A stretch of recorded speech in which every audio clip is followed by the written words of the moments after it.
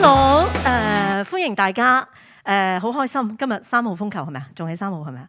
咁啊，大家都嚟到我哋呢個大館。咁啊，首先我就代表我哋動氣同埋香港藝術計劃 ÉLAN Lost Child Project Hong Kong，歡迎大家今日嚟到大館嘅 JC Keep 呢度參加我哋嘅BaBaLang港島系列嘅。咁啊，我自我介紹先啦。咁啊，我就係 Olivia 殷永培，亦都係我哋動氣同埋香港藝術計劃嘅藝術總監。咁咧，亦都係今日嘅主持。咁啊，係啊，咁好開心啦！咁啊，大家今日嚟到啦。咁啊，首先不如咁啦，俾啲掌聲大家先啦，係嘛？咁辛苦啊！咁啊〜多謝。咁啊，除咗你哋即係現場觀眾之外咧，亦都要歡迎我哋網上嘅觀眾。咁因為我哋咧係有live stream 嘅。咁啊，我首先咧就花大家少時間講下我哋今日成個嘅流程先啦。咁咧，我哋主要分2部分。咁第一部分咧就係我哋嘅 Lost Child Project 嘅創辦人 founder， 我哋嘅 David Glass 咧，佢將會有一個不一樣人生 and unnaturalistic life 嘅分享會。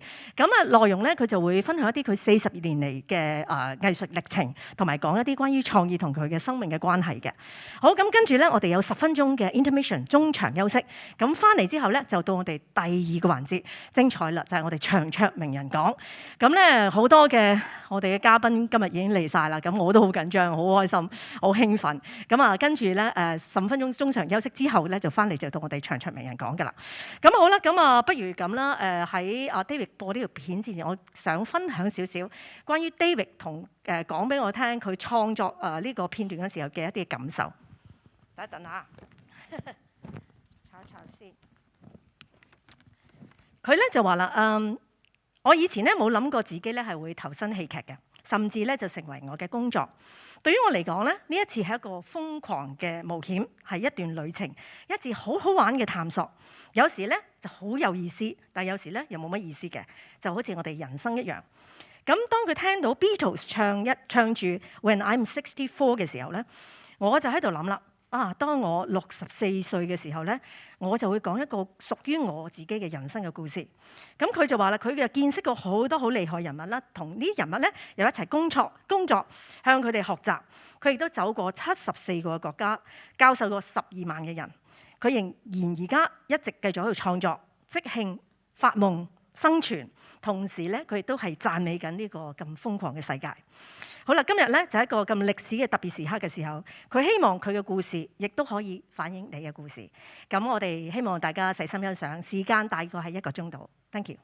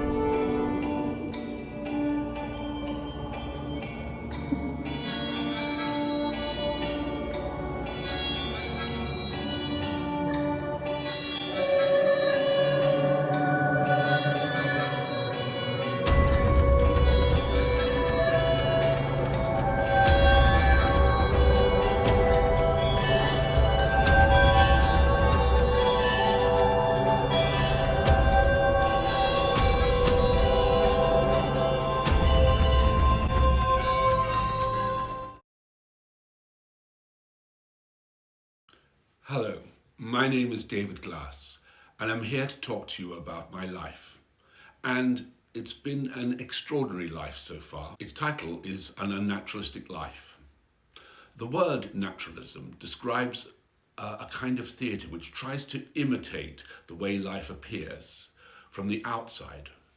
What life appears for me is much, much bigger than this. The universe on the inside of us, the world of imagination, memory, dreams, and emotion, seems to go on forever. And the universe on the outside of us seems also to go on forever. And so I've cheekily called this talk An Unnaturalistic Life, because my life feels like I've gone on journeys deep within myself through my imagination, but also out into the world, having travelled and worked with some extraordinary humans in 74 countries during my life as a human and as an artist. When I teach, I often tell my students that all we really want are relationships.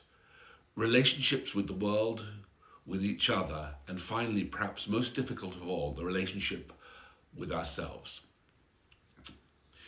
If you look at an artist's life, you can see a vital triangular relationship. On one corner is the artists themselves. On another corner is the art they make. And on the third corner, the world. The world both feeds the artist, but that world is then fed by the artist in the art they make and the stories they tell. In a way, this talk is about how that world has fed and inspired me and how it has influenced me to make the work I have. I've been fortunate to work in so many wonderful places and so many extraordinary cultures, and so with so many fascinating people. During that time, I've also been fortunate to teach, and teaching is really a way of learning. I feel my teaching in the art of theatre, and more broadly creativity, and the curiosity about people in the world is what has continually fed me and formed me through my 45 years as an artist. When I speak about myself, I'm really speaking about all the people who have given me my life and my sense of who I am and am becoming. My family, my friends, the artists that have gone before me, my teachers, my colleagues, and of course, my students and audiences. But let's begin before I was even here. Both branches of my family came from Europe as refugees and immigrants, affected and driven by the titanic events of the First and Second World War. My grandfather on my mother's side was born in Berlin in 1914, and at the age of 11 became an orphan. His father was a Hungarian baron who was assassinated on the streets of Berlin, and his mother was a courtesan who, after the assassination, fled to Sweden, abandoning her son Werner. So at the age of 11, my grandfather was living as an orphan on the streets of Berlin. Many years later, when I created the Lost Child Project, working often with street children, I think my grandfather's early life became an inspiration in some way. Berlin during the early 1930s was an extraordinary time of creativity, of arts, of new ways of thinking and doing things. Technology was transforming the world, and one of the technologies was film. My grandfather had had an art teacher before his family was torn apart by an assassin's bullet, who had seen great promise in my grandfather's drawing and painting skills. And so, coming across my grandfather on the street one day, he decided to take him to a friend who worked in the film studios in Berlin, UFA Studios, the Hollywood of its day. And there he was introduced to Fritz Lang, the film director. Fritz Lang is most famous now for having made a film called Metropolis, and Fritz Lang took my grandfather on as his assistant on that film.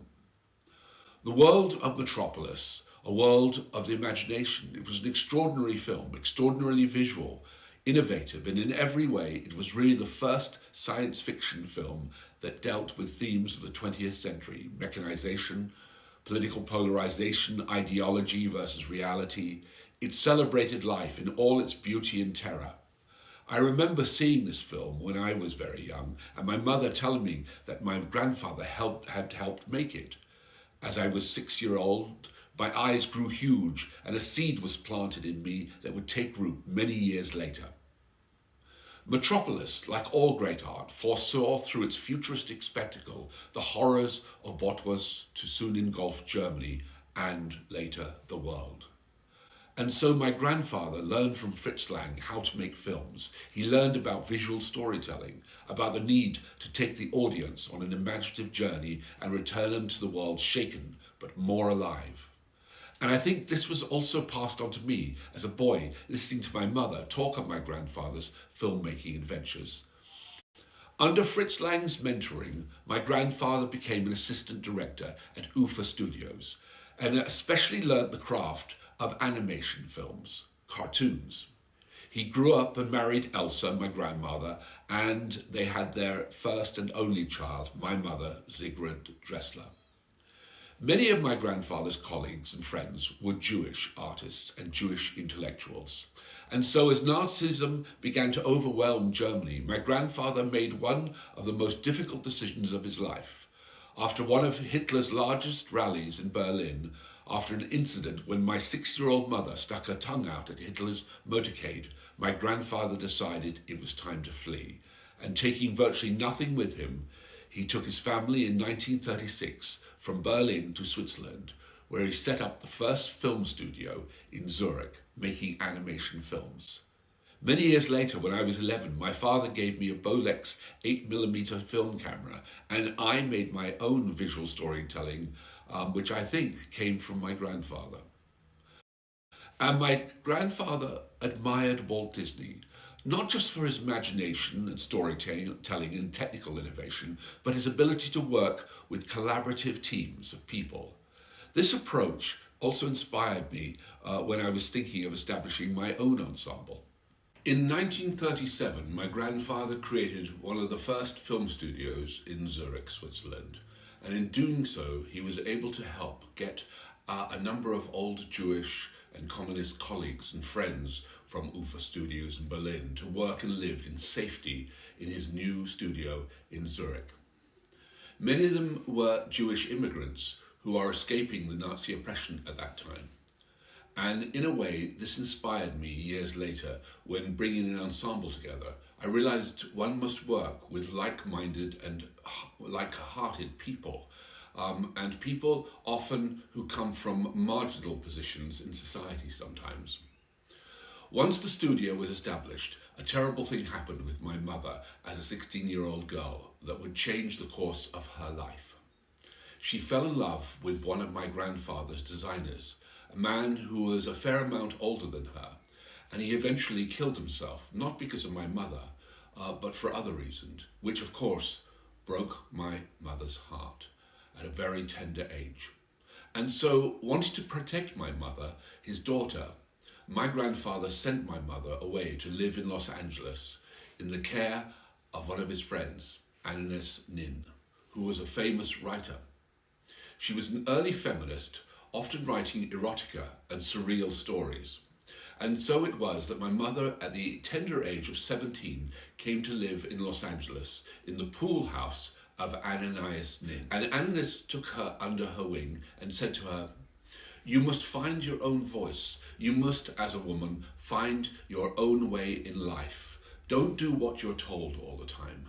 Try to find something that makes you happy." And in my mother's case, art made her happy, ceramics. So Agnes Nin became a kind of mentor, but she also introduced her to a wide variety of bohemian friends. Los Angeles at the time was full of immigrants from Europe. Many of them were writers turning their hands to writing screenplays for films, musicians turning their hands to composing for films, and of course, actors. And they helped get a job for my mother at the Walt Disney Studios, painting individual cells for Walt Disney's films. She became a member of a group of women who were the first large team that carefully crafted Walt Disney's visionary films. I think my mother's independent creative nature and the teams of women she worked with left a lasting trace in me I have always felt that a relational principle of women and the feminine principle of the arts, in a way. The world of America couldn't be more different from my mother's life in Switzerland. My mother had had only one single orange all through the Second World War in Zurich. But when she got to LA, she came to a drive-in, Orange Julius, where she could buy a whole half-litre of orange juice. She bought it amazed. But as she stood in the baking sun of Los Angeles, she found she couldn't drink it and simply stood and cried, shocked by how different life was there. My mother was working at Walt Disney Studios, and at night time, Annelies Nim would often go to parties. One of the parties she went to would be turned into a famous avant-garde film called The Inauguration of the Pleasure Dome, made at New Year's Eve by a German artist called Kenneth Anger. And at the party, as fate would have it, she met my father, Max Glass, who had moved to LA from the East Coast, working for an electrical engineering company producing Geiger counterparts for the growing nuclear industry. Unlike my grandfather and mother, my father was a scientist. He had grown up on the tough streets of New Jersey during the Depression era. His family, Polish Jews, had arrived in Ellis Island, New York, to be newly patriated in the second wave of Jewish immigrants, running away from poverty and from the violent oppression of the White Russians in 1914. Many of his friends had died at a very young age because they were involved in gangsterism, but my father saw them and often come to violent ends. And so, while they were involved in petty crime, my father took himself off to the local library, where, through his voracious curiosity, he read piles of books each day, and in this way educated himself. I think his love of books and of knowledge was passed on to me in a very deep way. Anyway, my father had moved to Los Angeles and had left the Air Force, where he had worked in the war, and was now working at an engineering company in Los Angeles. However, through his love of reading, music, and particularly film, he spent his evenings being amongst artists, writers, and composers, and these people excited his heart as well as his mind. And so, as happens with the strangeness of fate, he, another immigrant from Europe, ended up at that New Year's party where the film, The Inauguration of the Pleasure Dome, was being enacted for the cameras. And there they met. My mother fell in love with my father. And very quickly, they moved into a very small apartment in West Hollywood. And in 1954, my mother fell pregnant. And with my grandfather's help, they traveled back to Switzerland in 1955, and my mother gave birth to my older brother, Christopher. And whilst my mother rested, my father and grandfather went for a road trip in the summer, seeing how Europe was rebuilding after the war. Then my parents and my brother moved back to Los Angeles until I was born in 1957. And once again, my grandfather paid for my mother to travel to Switzerland with my father, and I was born on the 9th of December, 1957.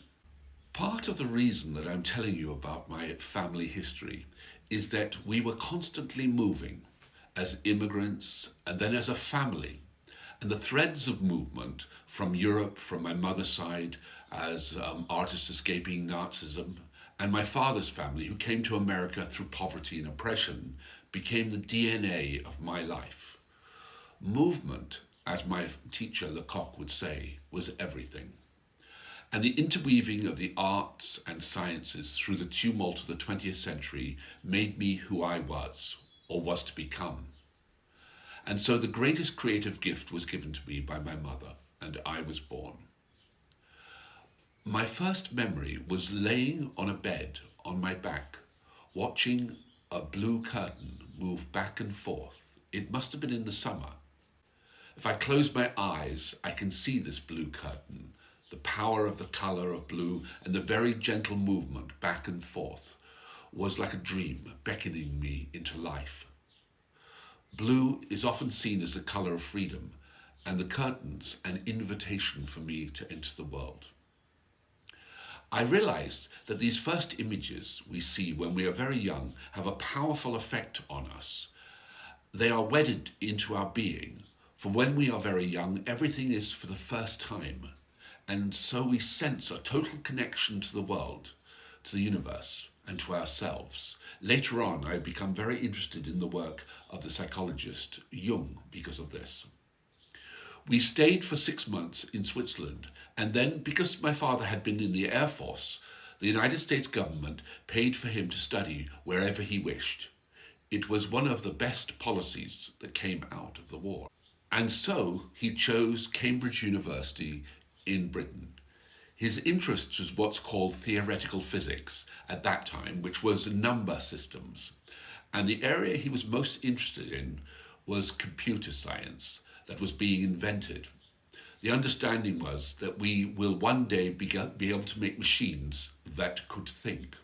And my father was fascinated by this. Cambridge University at this time was a hotbed of innovative thinking and progressive politics, fighting its way out of the collapsing old world. And my father met the American poet Sylvia Plath and the pacifist folk singer Pete Seeger, who later inspired Bob Dylan, and many other artists, philosophers, and thinkers. My father loved his time in Cambridge. It was unlike his background in the very tough insular Jewish ghetto of New Jersey. He loved the open-mindedness and the community of bohemians and scientists. I think this aspect of my father has rubbed off on me. Whilst at Cambridge, my younger sister Eva was born. And his time was coming to an end in Cambridge, and he knew he would have to go back to America. But just prior to coming back to America, an event occurred which changed our view of the world. America was led at that time by President John Kennedy, who everybody felt was going to create a new sort of utopia in post-war America, which would be shared across the world under the banner of progressive democracy. It was not to be. President Kennedy was assassinated on the 22nd of November 1963. We set sail for America a week later, and the world changed forever. And although I was very young, I remember our returning to America under the shadow of this tragic event that had happened. I remember my mother crying and my father looking sad and stern.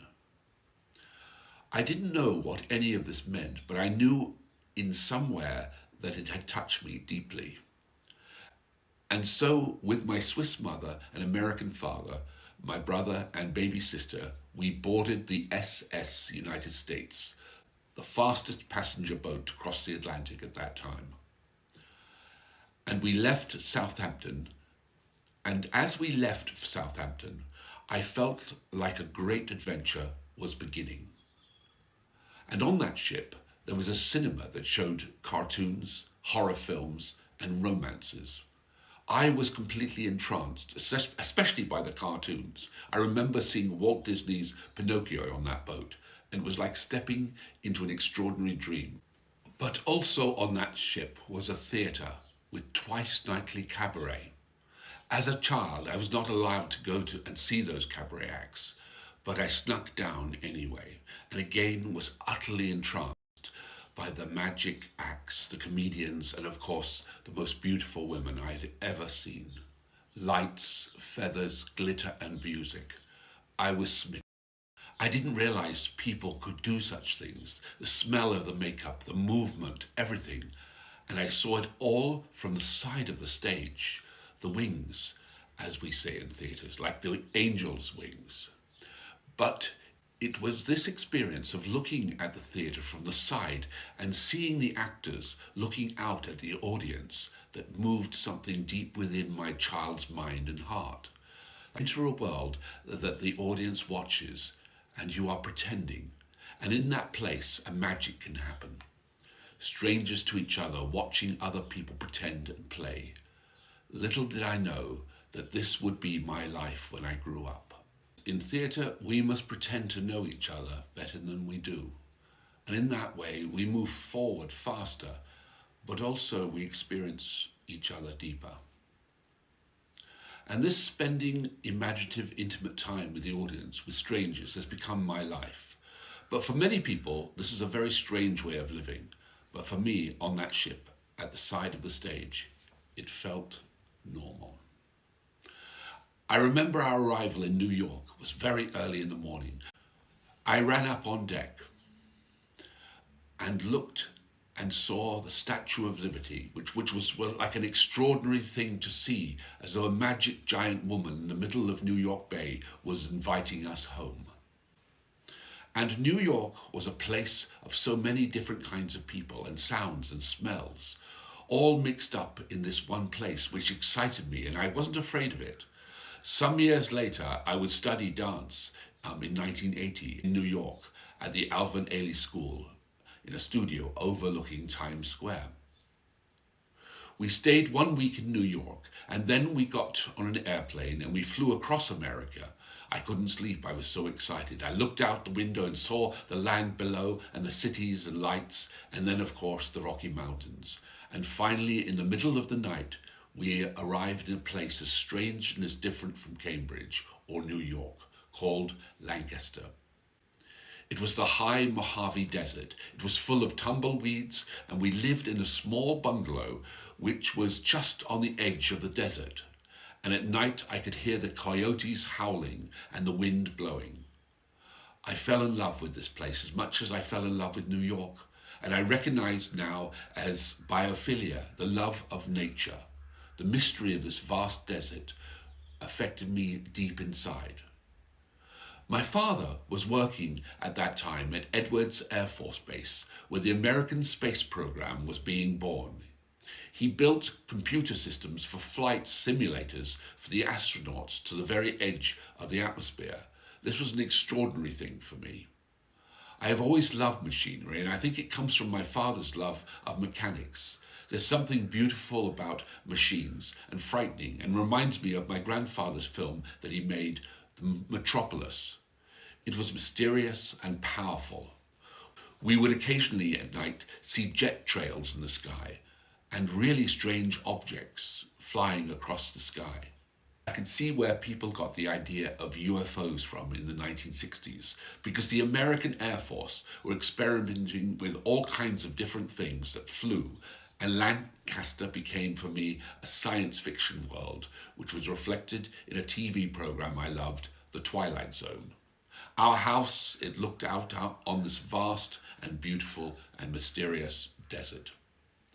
At nighttime also, there were these glowing restaurants. It was like something that had come out of a science fiction. These were strange neon buildings looking like spaceships. I later found out that many of the cafes and restaurants and motels in California were built by the same people who made the film sets. When they weren't working on films, they would build restaurants and stores. And so in that desert, it was like living in a science fiction film. And this too sparked my imagination. The other thing that really affected me as a child in America were the shopping centres. These weren't tiny little shops that anybody experienced in, say, Cambridge. These are huge, with aisles and aisles of stuff. I was amazed by these aisles of brightly coloured things selling themselves to you.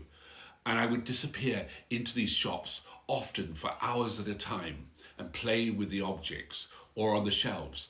I wasn't meant to, of course, but I saw these as one giant toy shop that I could play with.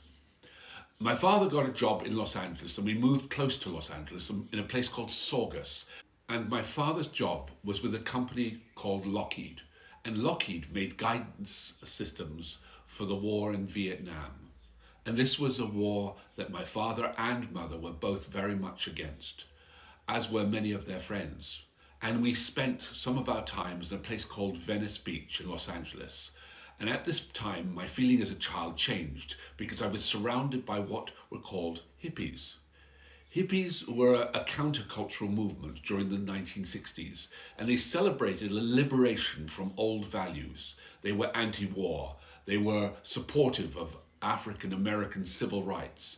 And so my time was spent often on this beach in Venice, listening to free festivals with bands like The Doors, Joni Mitchell, and the Mamas and Papas, all becoming mythic in time. and also going to protest rallies that my parents were involved in. I remember one day going to a Black American gathering in Griffith Park of protest, and there I was surrounded entirely by black families. And then suddenly, my mother and her friend Edie were picked up and lifted above their heads and carried by this whole group of black protesters. And they were shouting, "Why, why, why?" And I remember this went deep inside me, this feeling that the injustice had been done. And I didn't understand, obviously, until later, that what had happened in America and their history of black slavery, which is often not taught as a history in schools. But I knew there was anger in the air everywhere. And certainly when I listened to my parents at nighttime arguing with their friends about the changes that are happening in America, I could feel there was something up, and that something was expressed absolutely in the war in Vietnam that was tearing America apart. Vietnam became a country that I would grow to love later when I began the Lost Child Project.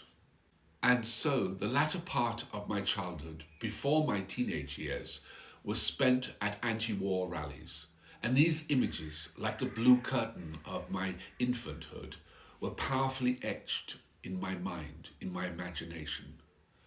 I didn't understand, but I knew there was something very wrong, and that the struggle and the violence that existed in the world suddenly came home, because I could also see it on our TV. Vietnam was the first war to be waged on the TV. And it was these images that etched themselves in some way and gave me a social activist awareness of injustice, but also a visual veracity that lived inside my imagination that would later be reflected in some of my theatre work. And so it was because of this war and because of this countercultural idea that very much settled within my family that we would have to leave America, our home. My father was working for a company, Lockheed, who was building these guidance systems, bombs and missiles, killing innocent people in Vietnam. And my father went to his boss, Lockheed, and said, "I don't think we should be doing this." And they told him in very direct terms that he should accept what they were doing or leave. And my father, being a man whose family came from a group of oppressed Jewish people, decided that he would have to gamble his own family's security against a job which was making him sick, and make one of the hardest choices of his life, and to once again leave America, but this time bringing his whole family with him. And so we again packed up and left America in 1971 and arrived in Britain in the middle of an oil crisis, a 3-day week where there was very little power all day long, and a country by comparison to America that was very, very poor and very, very cold. And so my family arrived in the UK and went to a place called Brighton, which was by the sea. And there my father was looking for schools for us to attend. And the school we went to was called Boundstone Comprehensive. And there I met someone who changed my life in many ways, a man named Alan Strong. Alan Strong, my drama teacher, had studied at Chelsea Art School, which was a place of extraordinary experimentation. He had arrived at our comprehensive school like a creative whirlwind. Instead of doing Shakespeare, we did the Marisade and Samuel Beckett. During this time, Alan took me to see Marcel Marceau at Sadler's Wells Theatre. Marceau was an extraordinary artist on stage. His body expressed everything. He was a mime. Each gesture expressed a story. Each movement was filled with life. I immediately started teaching myself mime from what I had seen. And also, I went at the weekends to London Contemporary Dance School, which taught Martha Graham technique. I went up to London in the summer and took classes there, and I began to understand the life of the body beyond simply being something you lived in. And then in my final year at school, Alan Strong proposed that we devise a play and take it to the Edinburgh Fringe Festival. We were the first school to take a fringe show there. We did an outrageous piece of theatre called The Fatal Orgasm of Wilhelm Reich, about the radical psychologist Wilhelm Reich. That period of extraordinary opportunity, creativity in my teen years is one of the reasons I am so committed to young people's creative voices now. Edinburgh Festival was large at that time, full of life, but nowhere near as busy as it is now. And my young mind was exposed to artists there like Joseph Beuys, Thaddeus Cantor, and Peter Brook. We shared our theatre venue with a company called Théâtre de Mouvement, Yves Marc and Claire Hagan, who, like Marceau, they made theatre entirely out of their body, except with their faces covered. Again, I was enthralled, but this time, as we shared the theatre, I got to know them, and they saw a spark of talent in me, and so invited me to stay with them, and I could visit them at the mime schools in Paris. And that last winter, before leaving school, I went on a train and a boat to Paris.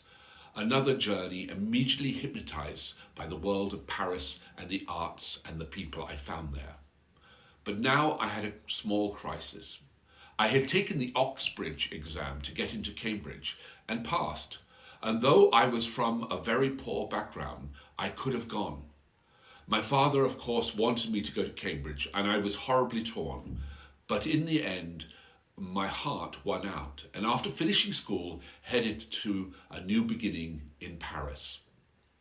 My experience in Paris changed my life. My first teacher was named Etienne de Creux, who was the teacher of Marcel Marceau and who had been a friend and a colleague of Antoine Artaud, the great man of the theatre of cruelty. With de Creux, I learned to train my body. De Creux would shout, no, that is not right, he said. You have to be an athlete in the body. You have to have the heart of a poet and the mind of a philosopher. And his training was very, very rigorous, focusing on isolating, separating the different parts of the body and then reassembling them through different dynamics of the breath. Another teacher was Jacques Lecoq. I was only at his school for a short time, but I realized the powerfully formative effect he had had on my understanding of the principles of theatre and the universality of these principles. Lecoq gave us a gift, which was to say that we were the theatre, and le jeu, the play, and the game of imitation sits at the heart of this. As I look back across my journey as a performer, director and teacher that has bridged the 20th and 21st century, I can see that Lecoq teaches theatre and his way of teaching theatre has given to his students a way forward. His work and his students have changed theatre, returning it to its fundamental roots in play, movement and story. Also, there was a generosity in the studio with Monsieur Lecoq. A generosity of spirit combined with a keen eye and mind, an intense competition at times. I also trained for a short time with Jerzy Grotowski, whose poor theatre approach has revealed the primacy of the performer-audience relationship. He taught us to remove everything until we are left with the essential. Grotowski frightened and attracted me. Another teacher was Auguste Boal, the founder of the Forum Theatre. Paris was filled with exiles, radical teachers and artists, and Boal was one of these. I had heard through rumour that this crazy Brazilian with long hair was teaching a revolution through theatre. I went along and laughed and learned that in our own stories, played in an improvisory way within our own communities, we can act as catalysts for change and empowerment. Many years later, I would use Augusto's work as the basis for establishing the first Vietnamese forum theatre company for teen peer-to-peer education around reproductive health. Boal's seeds were planted in me, and I planted more seeds later in Vietnam. This is how it works. Those teen performers have all grown up and are now leading applied theatre across Vietnam. Two other English theatre teachers and directors that had a huge influence on me were Peter Brook and Mike Alfreds. I spent a short time at Peter Brook's theatre, the Bouffe du Nord in Paris, watching his actors work, and later we talked together a number of years later about my Lost Child project, and he pointed out how important the primal urge to perform and play is and to tell stories. It is universal and it reveals ourselves to the world. And my friend and mentor, Mike Alfreds, gave me a rigorous approach to the structuring of action and play and how to lead actors on an organic process through the rehearsal room. Finally, I studied dance at the Alvin Ailey School in New York, where I learnt not just the musicality of movement, but also how creative activism and empowerment amongst the primarily black students could fundamentally change their lives. This had a profound effect on me. I wasn't a great dancer, but I loved the world of New York at that time. And of course, finally, my clown and bouffon teacher, Philippe Gaulier, one of the great provocateur teachers. He taught me to laugh at myself and the world, and so my days in Paris drew to a close. I had been there a total of around about a year and a half, and I'd been very poor. One of the reasons I didn't stay in any of the schools because I just couldn't afford it. I didn't have the money. I think there was one time for 3 days I just didn't eat. My mum had to send me a food package from England. There were days when I'd steal food just to survive. I don't romanticize this, but in many ways I look back at my days in Paris when I was very alone. I'd been learning a language which very slowly that I didn't know well, and it humbled me in the face of the difficulty of surviving as a human being. I didn't come from a wealthy background at all, and we ate, but sometimes there wasn't enough food to go around, all 3 kids. And in Paris, I really brought to bear the problem of poverty, which is something I was to experience in many parts of the world as I began to do projects like the Lost Child projects. I would see that poverty in so many parts of the world, and the way that poverty can grind people down and oppress them and make it difficult for them to see even a moment of their own creativity. And so I went back to England very poor, although in my heart I was full of learning. And I lived back with my mother, who was separated from my father. And I began to fall into a deep depression. And I remained there over the summer. Depression is one of those most painful of disorders, but it also taught me a deep truth that all things pass. And it gave me humility and compassion for others, which I discovered in that dark isolation. One day, whilst in this very depressed state, a friend of mine, Andy Jones, another artist, a theatre maker, community theatre maker, called from Salisbury, which is a cathedral town in the southwest of England, and asked if I would come and join a 6-month contract to be part of a community arts company that would perform around the village halls of Salisbury in Wiltshire. And without thinking, I said yes.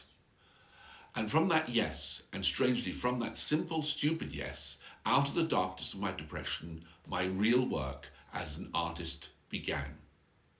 For 6 months, I worked like I'd never worked before. A creative explosion from the darkness of that depression occurred, making many plays, teaching workshops, writing and traveling. It was like a glass beaker of chemicals in the laboratory, and the generous invitation to make work was the tap on the glass that crystallized all my past experiences. An alchemy of extraordinary. From that community arts job, I got the confidence to branch out on my own as a soloist, supported by a wonderful artist girlfriend, Liz Martin. My solo years, as I call them, began in 1977. My first show was called Light and Dark. It was in 2 halves. One part were 3 white-faced mime pieces that I created myself, but very inspired by Marceau. And the second half was entirely dressed in black, including my head. I toured this to village halls, community centres, schools, art centres in England and Canada, wherever I could go. And Liz and I went to the Edinburgh Fringe Festival, which helped bring new audiences and bookings from around the world. In 1978, I made a piece called A Shade Before, which was a detective story, all without words. And in 1979, a show called Rawhead, inspired by ÉLAN, the movie, about a creature coming to our planet and trying to pretend to be human. This was a satire and physical theatre, and part of that show also became The Rebuff about Malvolio from Twelfth Night, which was directed by my friend Andy Jones. In 1980, I worked with the wonderful director Rex Doyle on a piece called Petrushka for young audiences based on the Stravinsky music, which was an exploration of the terrors of childhood based on my own childhood nightmares. The White Woman in 1981 was probably my most successful solo. Set in a post-apocalyptic world, I played a street woman who steals 2 embryos and walks out into destroyed wilderness. It was inspired by my mother's time when she joined a woman's protest against American cruise missiles in Greenham Common. The Shrinking Man followed. It was a piece about a psychiatrist and his patient, where the patient, in fact, has died and is living inside the doctor. It was a collaboration with Ralph Steadman, the illustrator, and the music by an early incarnation of Stomp. Dinosaur of Weltschmerz was in 1987 and was my first piece about the climate crisis and extinction. I created it after a tour of Brazil when I spent time in the Amazon. It was about the first dinosaur on Earth and the last dinosaur on Earth. It was a storytelling piece which found me moving further away from pure mime into what, without me realizing it, would become known as physical theatre, led by the idea of storytelling, text, dance, music, and multimedia, all combined. More experimental works were played alongside more popular shows like Glassworks in 1987, which was a compendium of different pieces from my past shows, and we toured that in 35 countries. My final solo show of this period with the brilliant musician Sarah Collins was called Lucky in 1995, and was a piece about autism and what it felt like, though, from inside, and was directed by Ray Smith, who would go on to become internationally well known as a designer. I think those intensive years of making work and touring as a soloist gave me a stamina. I think also a drive and also a need to communicate to people, because I was not performing only in England. I was performing, in the end, all over the world, 42 countries. I performed throughout South America, in North Africa, in Southeast Asia. And this experience performing around the world made me learn about the universality of theatre. Also, as I toured to these countries, I taught. I had to go back to first principles. I had to develop a language and a methodology out of the raw experiences of performing and within the different cultures and groups that I met. And they were hungry to learn. And my students taught me as much as I taught them. And my own teachers, Lecoq, De Croo, Grotowski, Brooke, Boal, Alfreds and Ailey, were all in my mind as I struggled to reach across cultural differences. And so, after 10 years of performing solo all over the world, I began to feel an enormous need for change deep inside me. This has happened on a number of occasions in my life. Another kind of depression came over me. And although I was very successful and celebrated, there was something wrong. And so I took some time away and began to think about what I would like to do. And I realized I didn't want to continue to be a solo performer.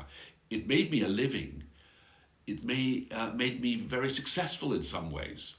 But I had a hankering and a need to create and make highly physical theatre and visual storytelling committed to community. And then as I thought about this, I reached for a word and I realized it had always been there: ensemble. And so, with the support of 2 brilliant, passionate women, Suzanne Burns, who I am again working with, and Vicky Harbord, who has sadly passed, we all knew I would have to use whatever credibility my name might have had, and so the David Glass Ensemble was born in 1990. The first production of the ensemble, I decided, was going to be a piece which grew out of my father's childhood in the Depression in America, based on the comic character from the 20s and 1930s, Popeye. And it was a comedic, melodramatic, highly physical telling of the Popeye story and his love with Olive, but also it brought many characters in, and it explored really the brutality of life, but in a very comedic way. It took a long time to get right, but once it was right, it was a very big success, which we played briefly in the West End of the UK, of London. And it was full of vividness. It was good for families, for children, and for older audiences. And so I knew I wanted to entertain. The next show we did was a piece called Bozo's Dead. Bozo's Dead is a clown show, and it was a struggle between the Auguste clown, the talking clown, and the silent clown, Pierrot. And it was at the heart a story of two brothers, and it connected to my own experience of having my brother who passed away. The next show was Gormenghast, based on these two books, Gormenghast and Titus Groan by Mervyn Peake. It really grew out of my having spent time in China, and Mervyn Peake had been influenced by the story of Pu Yi. It was a Gothic melodrama with kabuki as part of its way of telling. It was probably our first really big success. I won a TMA award for it, and it toured to nearly 32 countries around the world. It was full of life and a great story told vividly through pictures and very expressive melodramatic acting.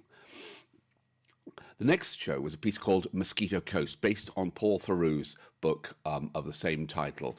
And it really told the story of Ali Fox, who runs away from America to try to save his family. After that, shows got bigger and bigger. I worked on Les Enfants de Paradis with my own teacher, Mike Alfreds, and it drew from my experience of being in Paris. And then a musical, La Dolce Vita, which I have to admit was a wonderful adventure, but also, I would say, a failure in what we were trying to do. Later, we did a piece called Off the Wall, which was a celebration of the work of the Tate Gallery, modern art in different forms for children, and it was a co-production with Polka Theatre. And it was a hugely visual and groundbreaking piece. It was the first time, really, I would say, enormously visual theatre had been done in England for children. It was a great success. We toured it on two separate occasions, as well as playing for quite a long run at the Polka Theatre. I adored making this piece, and the company that were a part of it. So each of these different productions in our first 10 years changed theatre in the way that I could see it being made. So from this very creative period, I thought I'd show you some parts of Gormenghast. This was a piece that grew out of iterations, an iterative way of working. This is that we start with a rough version of the show and keep working with it, starting with a rough version and then trying slowly to improve it as we saw the response from the audiences. So the audiences, in a very real way, helped make our work. Many things that the ensemble innovated with have been used and taken up with companies around the world.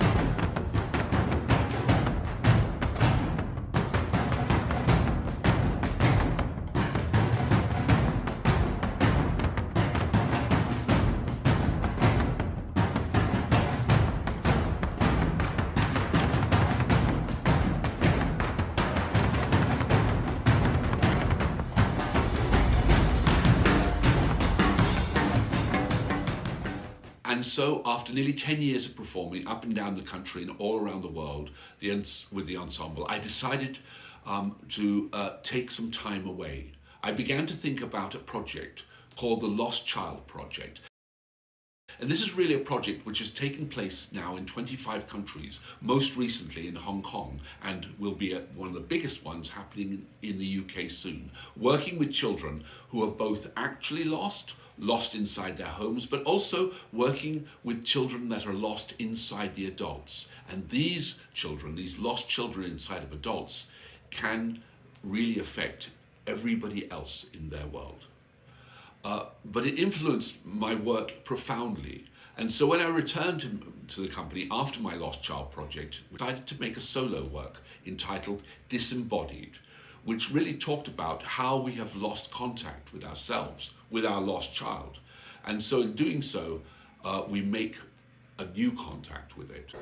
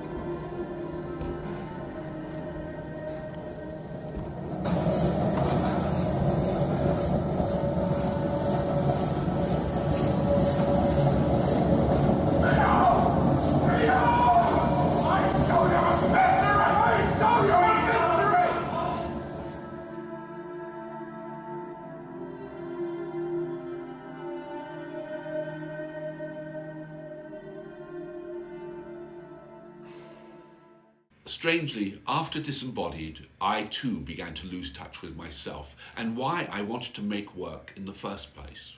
And so in 2008, I disbanded the company and took 3 years away. Then one day, I slowly began to teach again.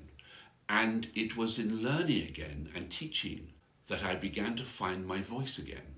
I began to find my child again. I also began to teach in drama schools, which is something I hadn't done really a lot of before in Bournemouth, London East 15, and various conservatoires around the world in China. Through these experiences with young people, I realized the world I had been born into had utterly changed, and either I must change or be left in the past. Something that so often happens in theatre with older directors and teachers. I either had to face the future or live in the past. I refused to live in the past. And so at 60, I decided to face the future. And so with a new wonderful friend and producer, Natalie Richardson, I reformed the company, but with the idea of having this relationship with artists, art, and the world. I wanted to re-enliven this relationship. I wanted co-creations, collaborations, teaching and learning, and sustainability through a rich imaginative experience. And these things would be key. And growing the next generation to be resilient, visionary, and engaged.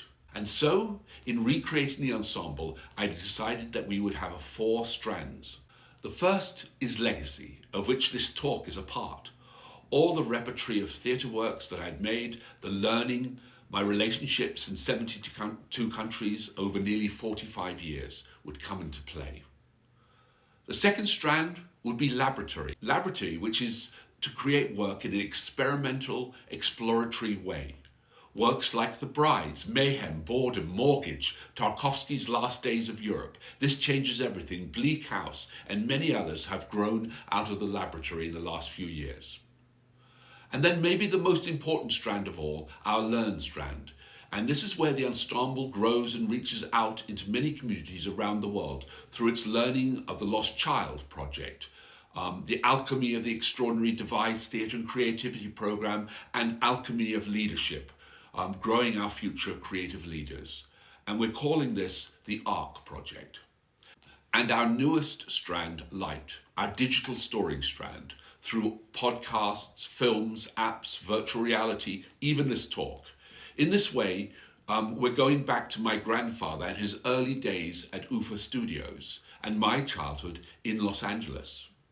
And so these 4 areas have become the way that the company is now expressing itself around the world. I feel that theatre really, of all arts, has 3 aspects that are very important. One is we evoke worlds. We evoke the imagination and imaginary worlds, whatever that world is.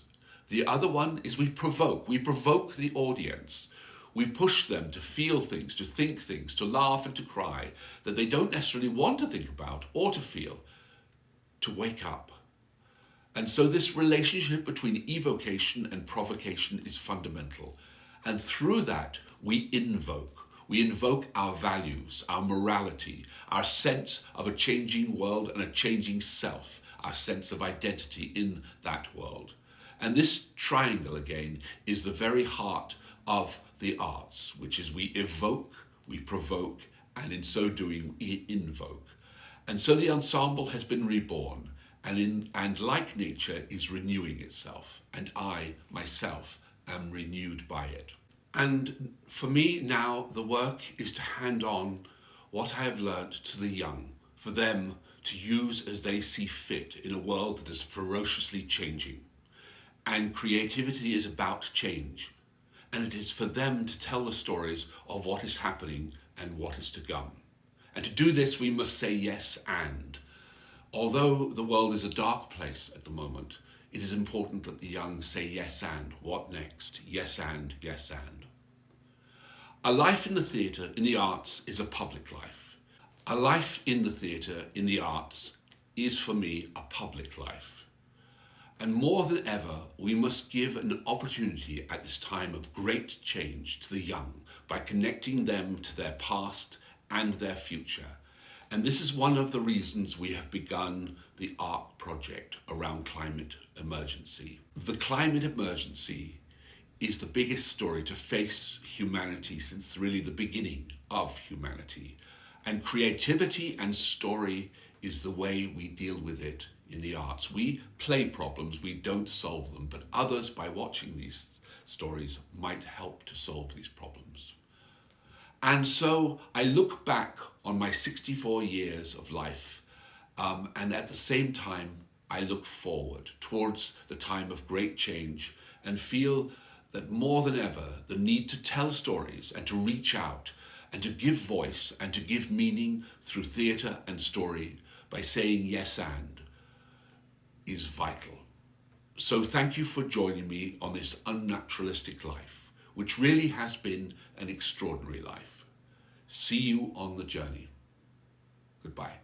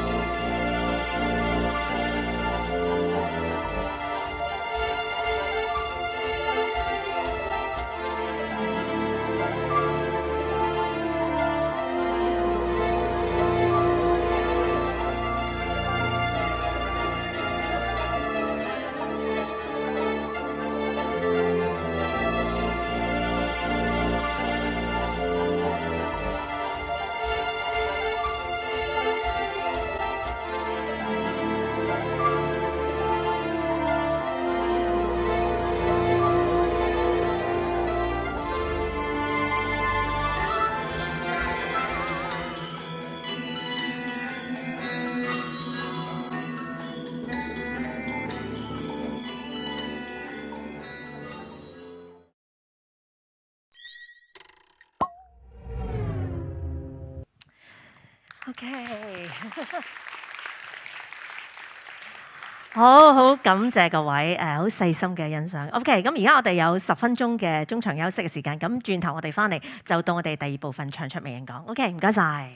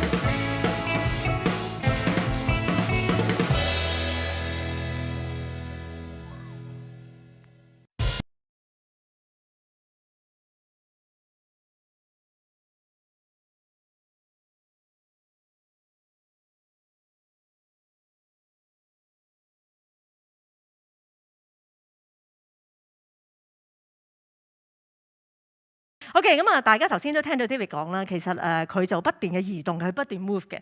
咁成日都講，大家都知道而家嘅疫情，即係呢2年啦，咁亦都係成個世界就好動盪不安嘅時候。其實轉變咧，我諗我哋就無可避免，個個都要面對。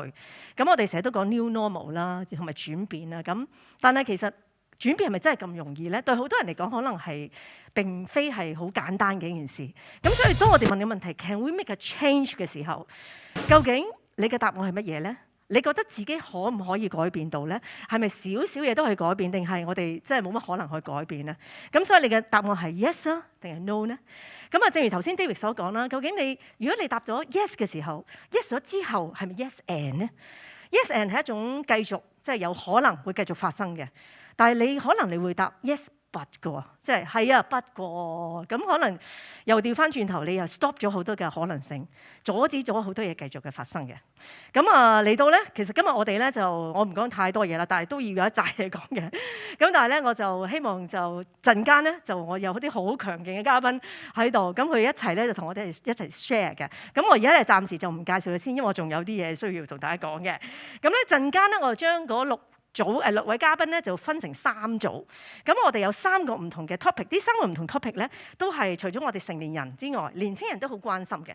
咁第一個咧就係自我形象，第二個就係存在價值，第3個就係共生的未來。咁我哋好想咧喺個人嘅層面上面啦，精神嘅層面領域啦，亦或者係同社會聯繫，即係共生的未來，希望可以同社會方面聯繫，可以喺呢3個 topic 裏邊做分組，然之後可以去討論嘅。咁今日嘅流程咧主要分2大部分嘅。咁第一個 part 咧就叫長桌對壘，咁大家見到有一張長桌喺度，咁一陣間佢哋會對壘噶啦。咁第二組咧就係圓桌對碰，第2個 part。咁大家知道即係長桌好似一種對峙啊、對立啊咁。咁然之後我哋跟住會完咗之後咧，就會進入第2 part，就係呢個圓桌嘅對碰。咁圓桌咧就希望大家坐埋一齊，係咪可以傾到一啲嘢咧？係咪可以對碰到一啲有趣嘅 ideas 出嚟咧？有啲新嘅諗法走出嚟咧？咁呢個就係我哋嘅2個部分噶啦。好啦，咁跟住咧第3樣要同大家講咧，就係頭先入場嗰時，我諗大家手上邊都應該有一張卡嘅，係咪啊？咁呢張卡咧就係我哋嘅 mission 卡，就 yes and mission 卡。咁一邊咧就係有我拎埋出嚟先，大家都應該有嘅，係咪啊？有一邊咧就係綠色嘅，一邊咧就係紅色嘅。咁 yes 綠色呢邊咧我哋叫 yes，OK，紅色呢邊叫做 no。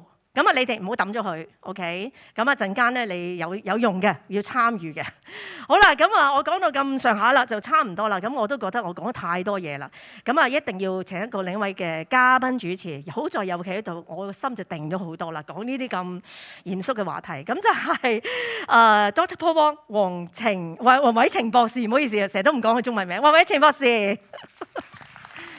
係阿 Paul，OK， 問一問你先，你唔好走住先，你過嚟先。我首先講下介紹阿 Paul 先啦。Paul 咧就係我 Lost Child Project 嘅我哋嘅專業顧問，亦都係臨床心理學家，好長嘅嗰啲 title。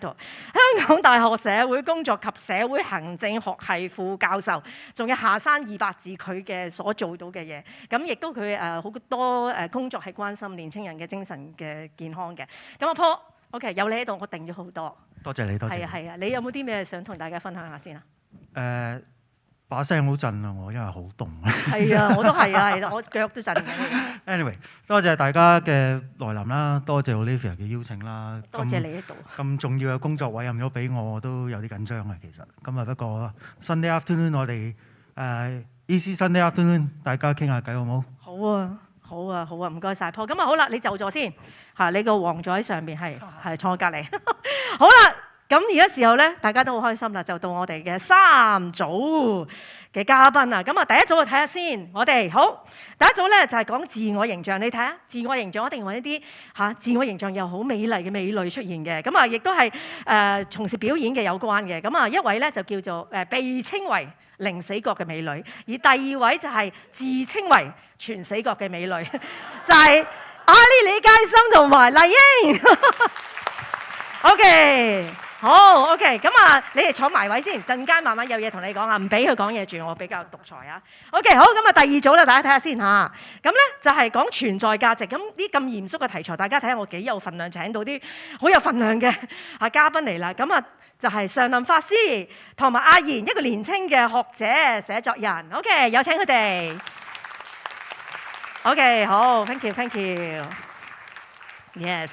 好啦，咁啊，最後一組啦。咁啊，我哋講共生的未來，講關於同社會有關啦，同關心社群有關，一定有啲好有愛心嘅人嘅。咁啊，我就請咗你進嚟 Jenny。OK，Jenny 係一個生活嘅 Kids Club 唔好意思啊，有機農場生活館同埋生活 Kids Club 嘅創辦人。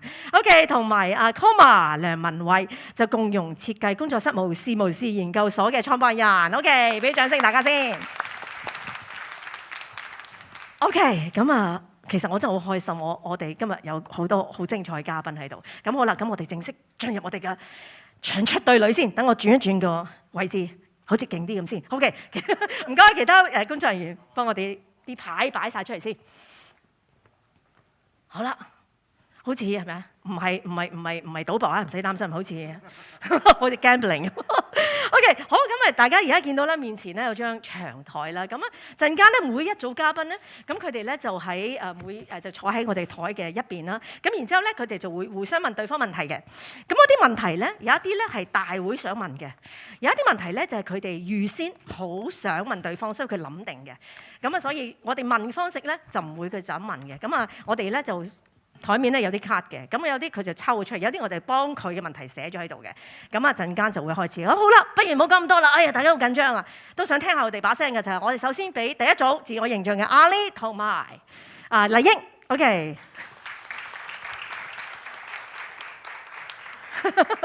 Yes， 請坐。OK， 好嗱，而家咧台面上咧有兩組問題，有一組嘅問題咧就係自我介紹嘅，第二組咧就問題。咁我哋第一個環節咧，我哋就開始自我介紹先嘅。咁佢哋咧就唔使對談嘅，咁啊自己講嘢嘅啫，抽卡就喺度講嘢啦咁。咁咧就不如而每一組咧佢哋就有4分鐘咁多嘅。咁啊陣間咧阿 Paul 王咧就好啦，Paul 喺隔離咧，咁有個鐘仔嘅。OK， 咁啊然之後咧就咁啊開始或者咁啊完㗎啦。得唔得？就4分鐘喎。催眠咁喎。係啊。阿 Paul 喺度真係好似。OK， 好，咁得唔得先？咁啊，不如咁啊，我哋由阿 Lee 開始先啦，好冇 ？OK， 好，預備。阿 Paul， 麻煩你叮一叮個鐘先。好急啊！喂，好嚟。自我介紹先嘅。咁首先我要問大家一條問題啦。你哋認唔認識我？認識咧就麻煩舉綠色牌，唔認識就紅色牌。哦，多謝。唔認識我嘅朋友，見到你將會認識我啦，好快，嚟緊。好，第二條就係認識新朋友嘅時候，我會點樣介紹我自己啦？而家識新朋友通常都知我係李佳芯噶啦，咁所以都唔使介紹。但係我又覺得其實我會想佢認識真實嘅我多啲，即係所謂真實嘅就係鏡頭背後嘅我啦。咁所以我都會講，其實我係一個演員啦，呢份係我份工作啦，即係咁樣咯。係第三就係説出5個不為人知嘅自己。不為人知嘅自己啊，首先係我其實對自己冇乜自信啦。我中意賴床啦，不為人知嘅自己。其實呢一刻我都唔知我下刻想講啲乜嘢啦，但係多謝你笑得咁開心，所以我即刻哇有返信心啦。所以都盡係諗到乜嘢講乜嘢啦。咦，仲有2個添？係啊，仲有一個啊。其實我覺得自己演戲方面仲可以進步啦，雖然即同埋都覺得都仲係爭啲啦，即係雖然我好即係多謝大家有時會讚我啦，喺個演技上會覺得，但係其實我覺得自己都仲係覺得未係好好咁樣啦。同埋仲有一個好不為人知自己就係其實我好多死角嘅，係啦，講嘢。好，你仲有2分鐘喎。嚇？唔係。係啊。我仲諗住留翻啲時間俾人哋講添。咁你仲有冇樣想介紹你自己嘢俾人識啊？咁頭先紅色牌嗰啲，而家會唔會認識咗我多少少啊？會唔會啊？頭先有幾個紅色牌。都係小朋友嚟，3歲啊佢。好啊，多謝。好啦，係咪啊？慳啲時間。OK， 好啦，咁你嚟啦。OK， 好啦，咁我哋慳翻啲時間啦。OK，thank you 啊，阿麗啦。OK， 好，咁另一邊開始4分鐘。OK， 麗英。OK， 未得開始啊。OK， 有返嚟。係第一條問題同阿 Lee 嘅都一樣嘅，係要問大家你哋認唔認識我呢？如果認識嘅話就舉綠色，唔認識嘅就舉紅色。係啦，我舉紅色純粹係襯翻我今日個 outfit 啫。咦，都幾好啊！一片綠海啊！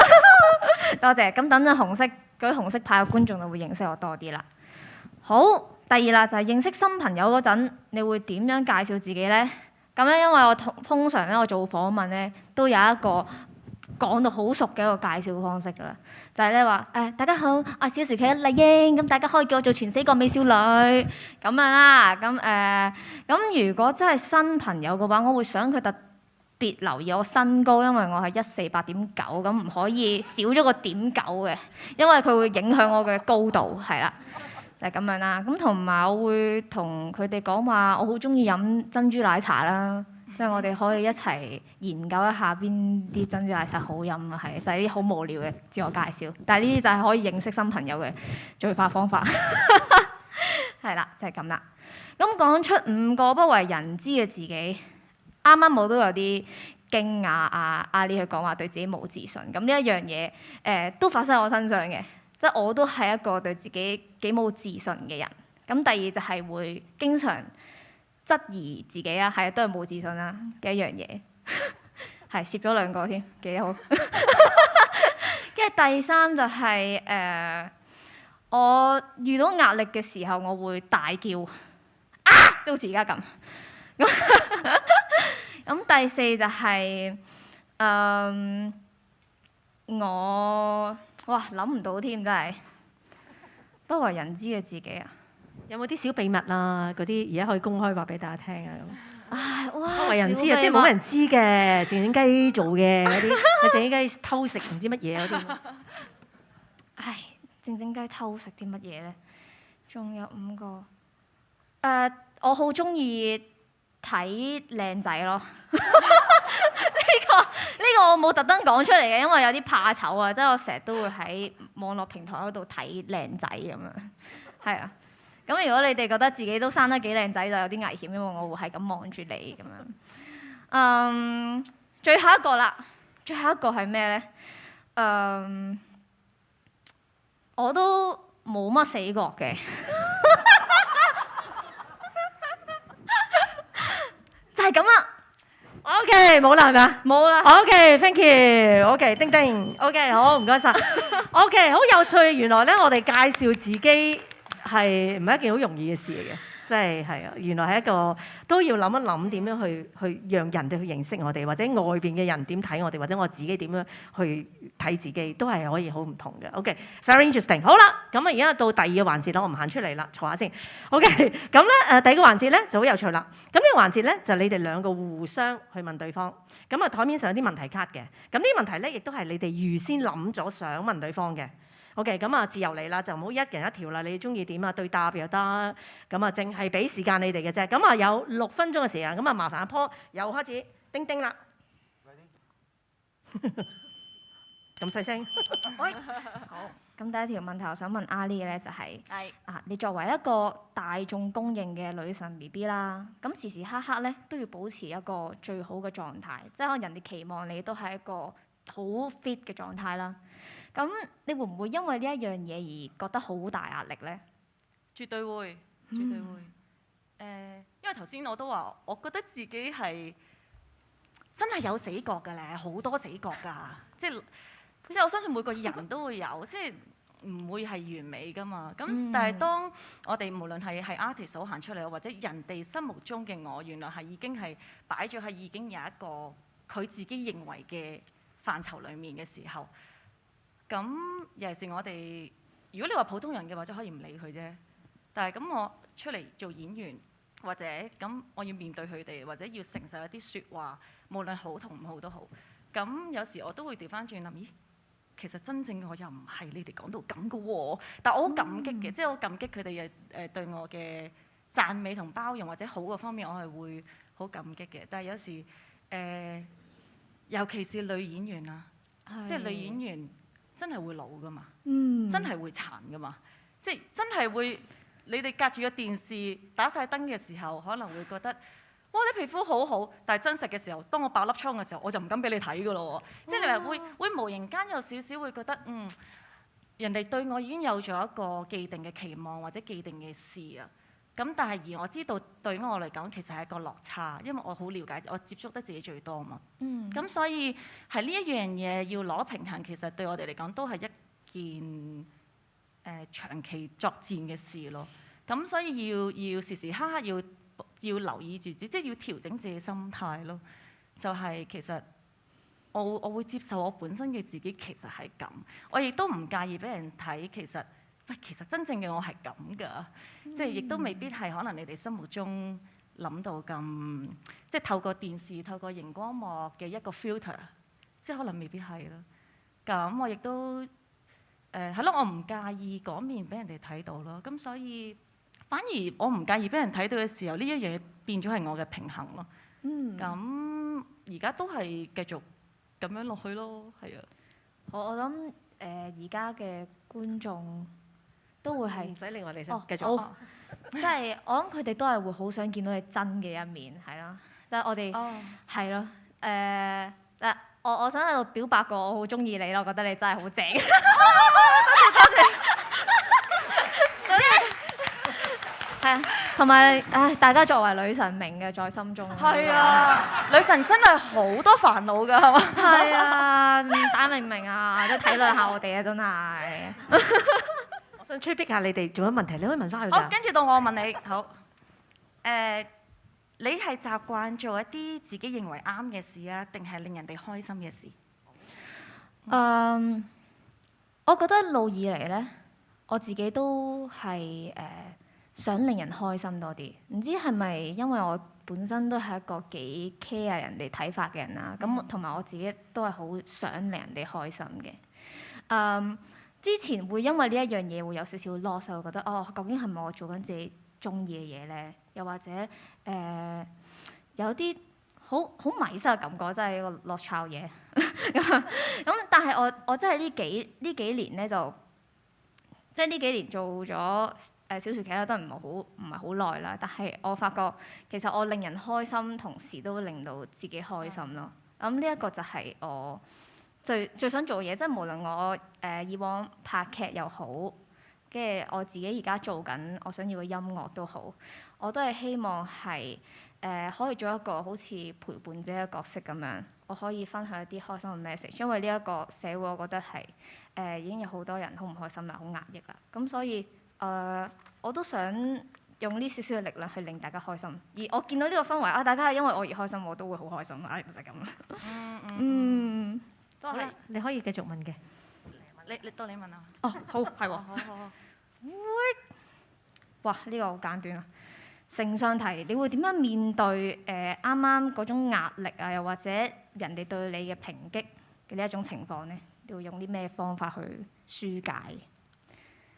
用咩方法？頭先講咗少少啦，就係首先我要接受咗自己嘅唔完美先啦。係啊，同埋接受係一回事啦，同埋我諗我都唔介意人哋見到我呢面咯。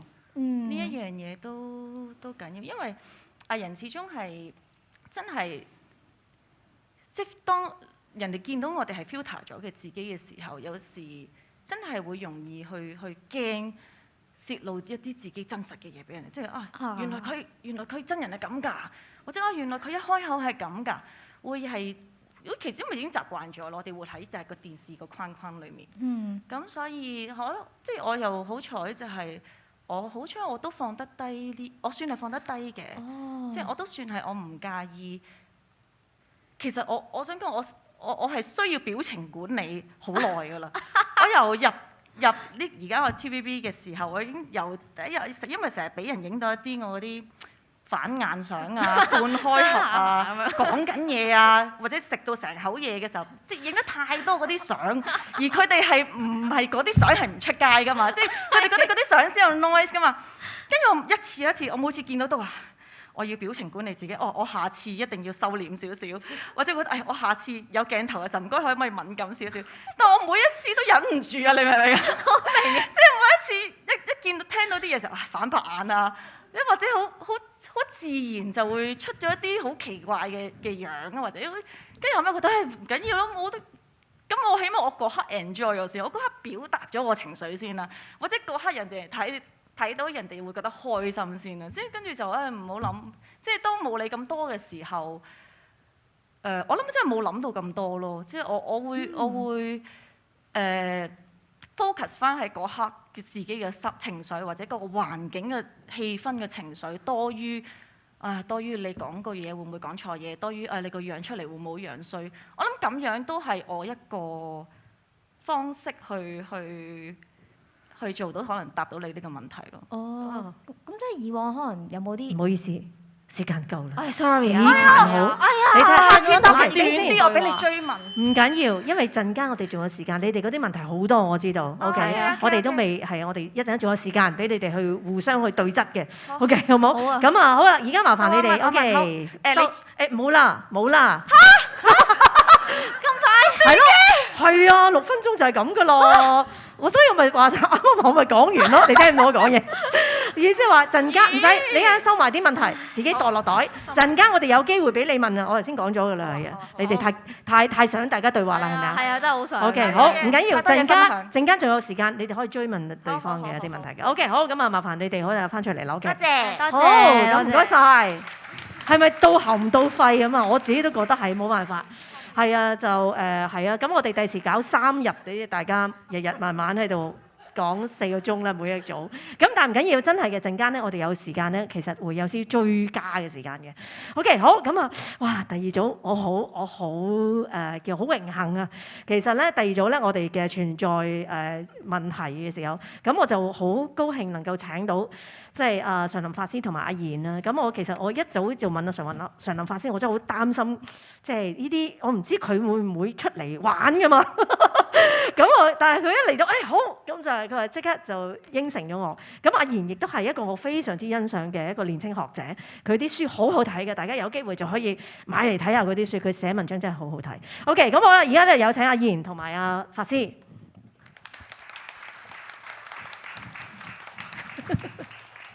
我好緊張，其實。我唔係嚟玩嘅。我唔可以。你睇係咪啊？又咚咁啊！當頭又棒擊我啦。OK，好咁啊！大家頭先都知點做啦，係咪？咁啊，唔使我多講啦。咁啊，首先第一個我哋由自我介紹卡開始，好唔好？咁啊，邊位先？不如今次由阿賢開始先啦，好唔好？咁啊，賢開始就4分鐘。OK，唔該阿 Paul。好，咁我都係問翻我啲問題，不過就有啲尷尬，因為頭先兩位名人，咁然後我都要問大家就你哋識唔識我啦，咁然後咧即係識嘅就綠色牌，唔識就紅色牌咁，但係唔識都係正常嘅，我相信。我真係好多有啊！但係都有啲人識嘅，識即係證明咧，即係大家係可能有留意，譬如台灣政治啊或者等等啦，咁所以可能都見過我咁樣。咁好快去第二條問題啦，唔好令自己尷尬啦。咁咧就係認識新朋友嘅時候點介紹自己咧？咁頭先一開頭有個樣，然後有啲簡介，咁都係寫作人啦，咁然後係一個大學老師，咁研究政治，咁同埋電台主持啦，咁就係呢啲都係會介紹自己。咁最後咧就係講出5個不為人知嘅自己啦。咁我諗呢個部分講短啲，就可以問多啲問題。不為人知嘅自己就係細個寫嘢唔合格嘅，成日都即係基本上係啦。咁但係就好早開始，咁中學嘅時候開始投稿寫嘢。咁另外一樣啦，咁第二樣就係我會手震嘅。咁但係正如啲人大聲唔一定惡之外咧，我手震都唔一定係緊張嘅，但係即係遺傳落嚟咁樣。咁另外第3咧就係我以前做電台最初讀緊書嘅時候做嗰啲 PA， 即係嗰啲助理，咁就要聽電話嘅。咁我好中意嗰份工作嘅，因為即係打入嚟嗰啲人，我成日覺得都已經係好有意見，甚至乎怨氣嘅。咁當我可以因為佢可能即係一開電話就會講粗口啊咁樣。咁但係我好有個成功感，我好開心就係我可以佢最後係同我講唔該，然後佢自己收線。咁嗰個我會好有滿足感嘅。咁其實都係聽佢講嘅啫，咁佢都係想聽佢講。咁仲有兩個我諗頭先即係兩個嘉賓都已經講咗好多，即係其實冇自信啊等等。咁即係我哋呢啲平凡人就更加經常面對呢個冇自信嘅問題。咁而且人越大就越冇方向，即係好似遺憾地。咁去到最後不為人知嘅自己講多樣就係可能因為我本身寫開報紙專欄嘅，咁其實我可能會想寫小説啦，或者一啲比較長嘅東西，咁希望將來有機會。OK， 好，咁啊，好啦，慳翻少時間，一陣間就會對談有多啲時間啦。OK， 好啦，咁啊到阿法師啦。咁唔使問，咪住叮先，叮。可以啊。好啦，唔使問就都舉牌啦。一半一半，好似紅色多啲喎。咁啊好啦。咁因為咧跟住認識新朋友嘅，即係我會介紹就係各位，我係釋常林，係咁簡單嘅啫，即係明就明，唔明都 OK 嘅。咁跟住咧5個不為人知嘅自己，本來咧我哋之前係即係排練嘅時候，我有知道呢個問題嘅。咁我就當時我一諗唔到喎。咁我就諗下仲有時間，咁我慢慢諗下，結果我都冇諗到嘅。咁所以咧，我就係而家諗到乜就講乜啦。咁5個，第一就係我夜晚8點瞓嘅。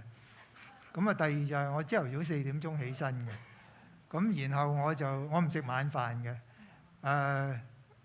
仲有2個啫。我係冇死角嘅，因為我唔覺得死角係一個問題。咁咪真係冇死角咯。咁最後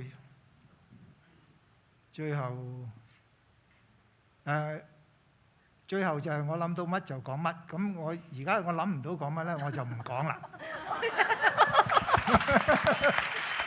好犀利啊！法師真係好犀利。OK， 好。咁咧而家就下一個環節啦。我哋就有6分鐘嘅時間，咁你哋互相就去問一啲你預備咗想問對方嘅問題。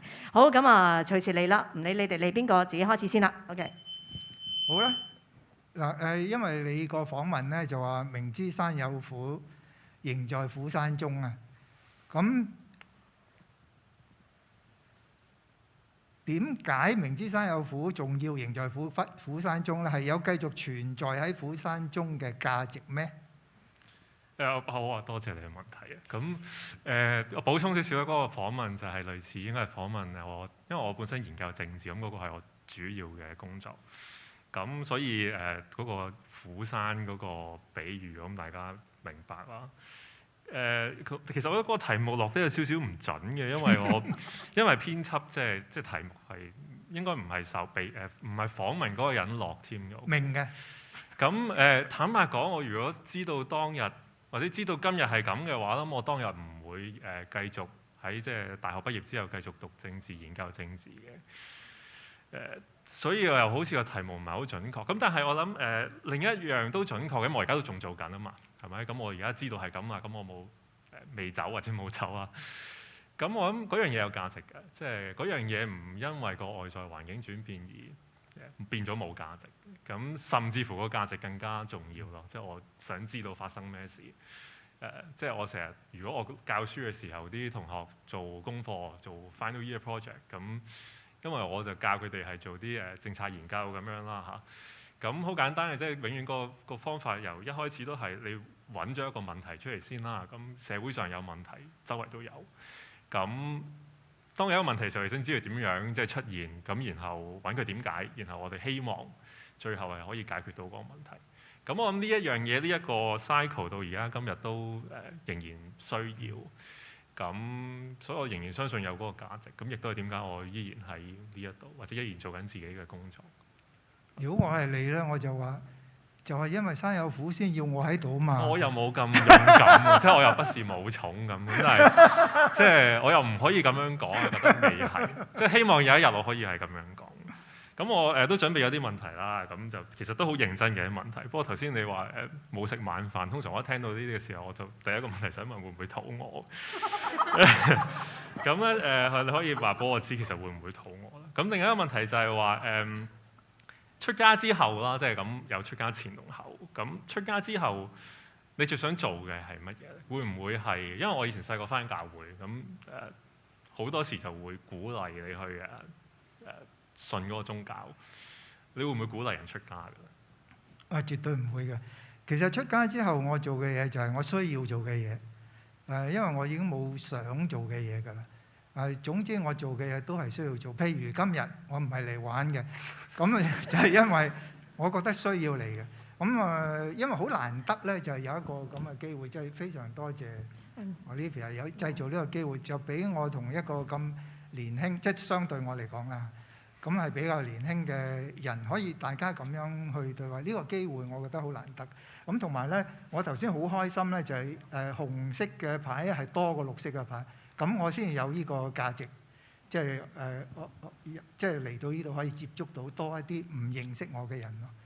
咁至於你話肚唔肚餓嗰樣嘢咧，就如果我真係肚餓咧，我都會食少少嘢嘅。咁最重要一樣嘢咧就係話唔係唔準我食晚餐，係我唔食晚餐啫。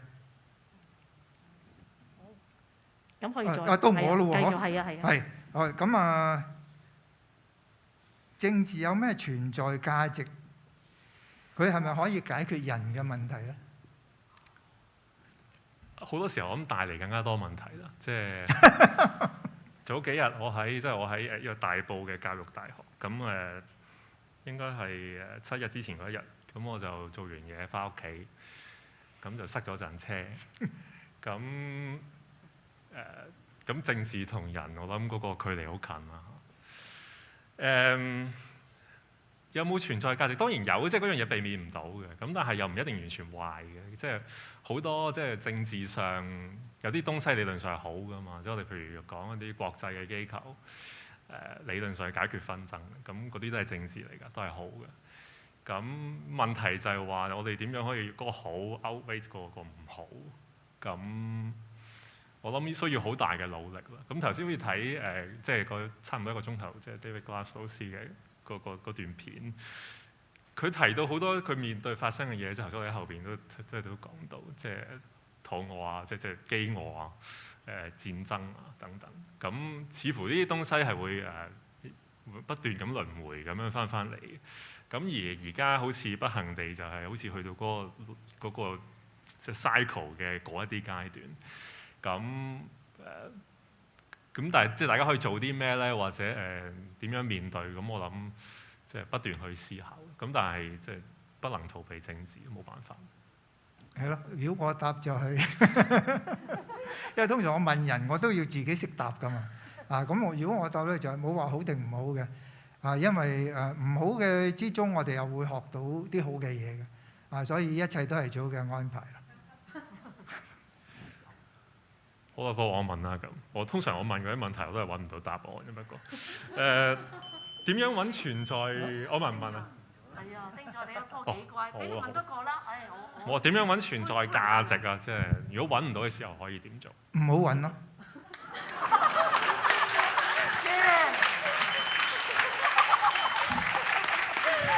我好精警啊！唔該晒，唔該晒。OK，一陣間佢哋會再可以追加啲問題嘅。OK，好，咁而家我哋到我哋第3組啦。OK，咁我哋就到 OK，Koma 同埋 Jenny。OK， 兩位好優雅嘅女士，係啊。咁啊 ，OK， 咁啊，我又交啲時間俾你哋啦，好冇？咁我想講咗少少啦。不如我介紹多啲咁多阿 Jenny 同埋 Koma 俾觀眾認識啊。咁其實 Jenny 咧就係一個本地農場嘅一個負責人嚟嘅。OK，咁佢嘅故事係非常有趣，亦都去過生活館Kids Club 嗰度。咁佢而家就主力咧就去幫好多細路仔係咪啊？唔係叫幫，即係同啲細路仔一齊係作為一啲即係農耕作嘅嗰啲活動嘅。咁如果屋企有小朋友嘅就去佢嗰個農場度玩，非常之好。所以唔識由今日起就可以識啦。係啦 ，OK。另外 Koma 咧就係 Musi， 佢自己有一個嘅Musi 研究所係咪啊？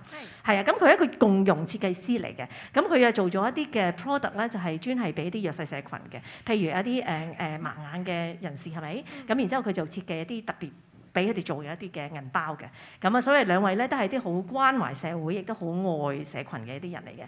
咁好啦，咁啊又將個時間交俾你哋啦，好冇？咁啊，首先啊，不如今次啊 Jenny 開始啊，好嘛？咁啊，然之後就4分鐘，咁你就開始問問題啦。唔該。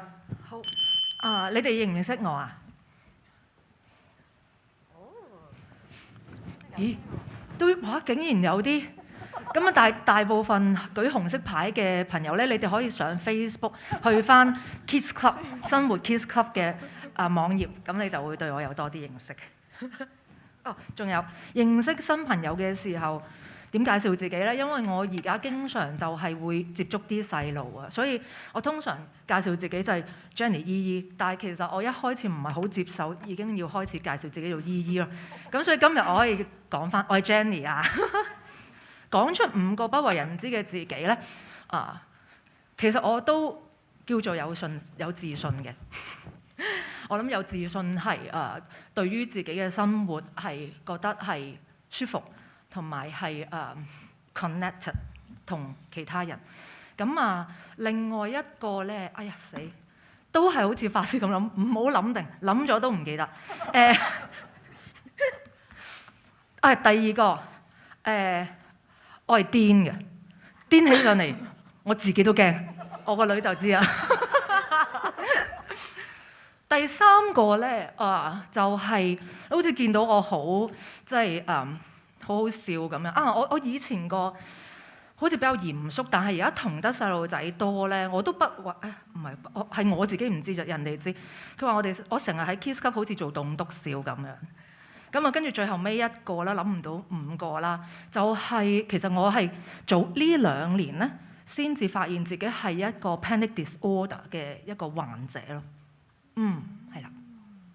冇啦，係咪？好嘅，我哋又慳翻啲時間，一陣間就對問。OK， 好，而家到 Comma 啦。OK， 預備，等阿 Paul， 好忙啊你。OK， 好。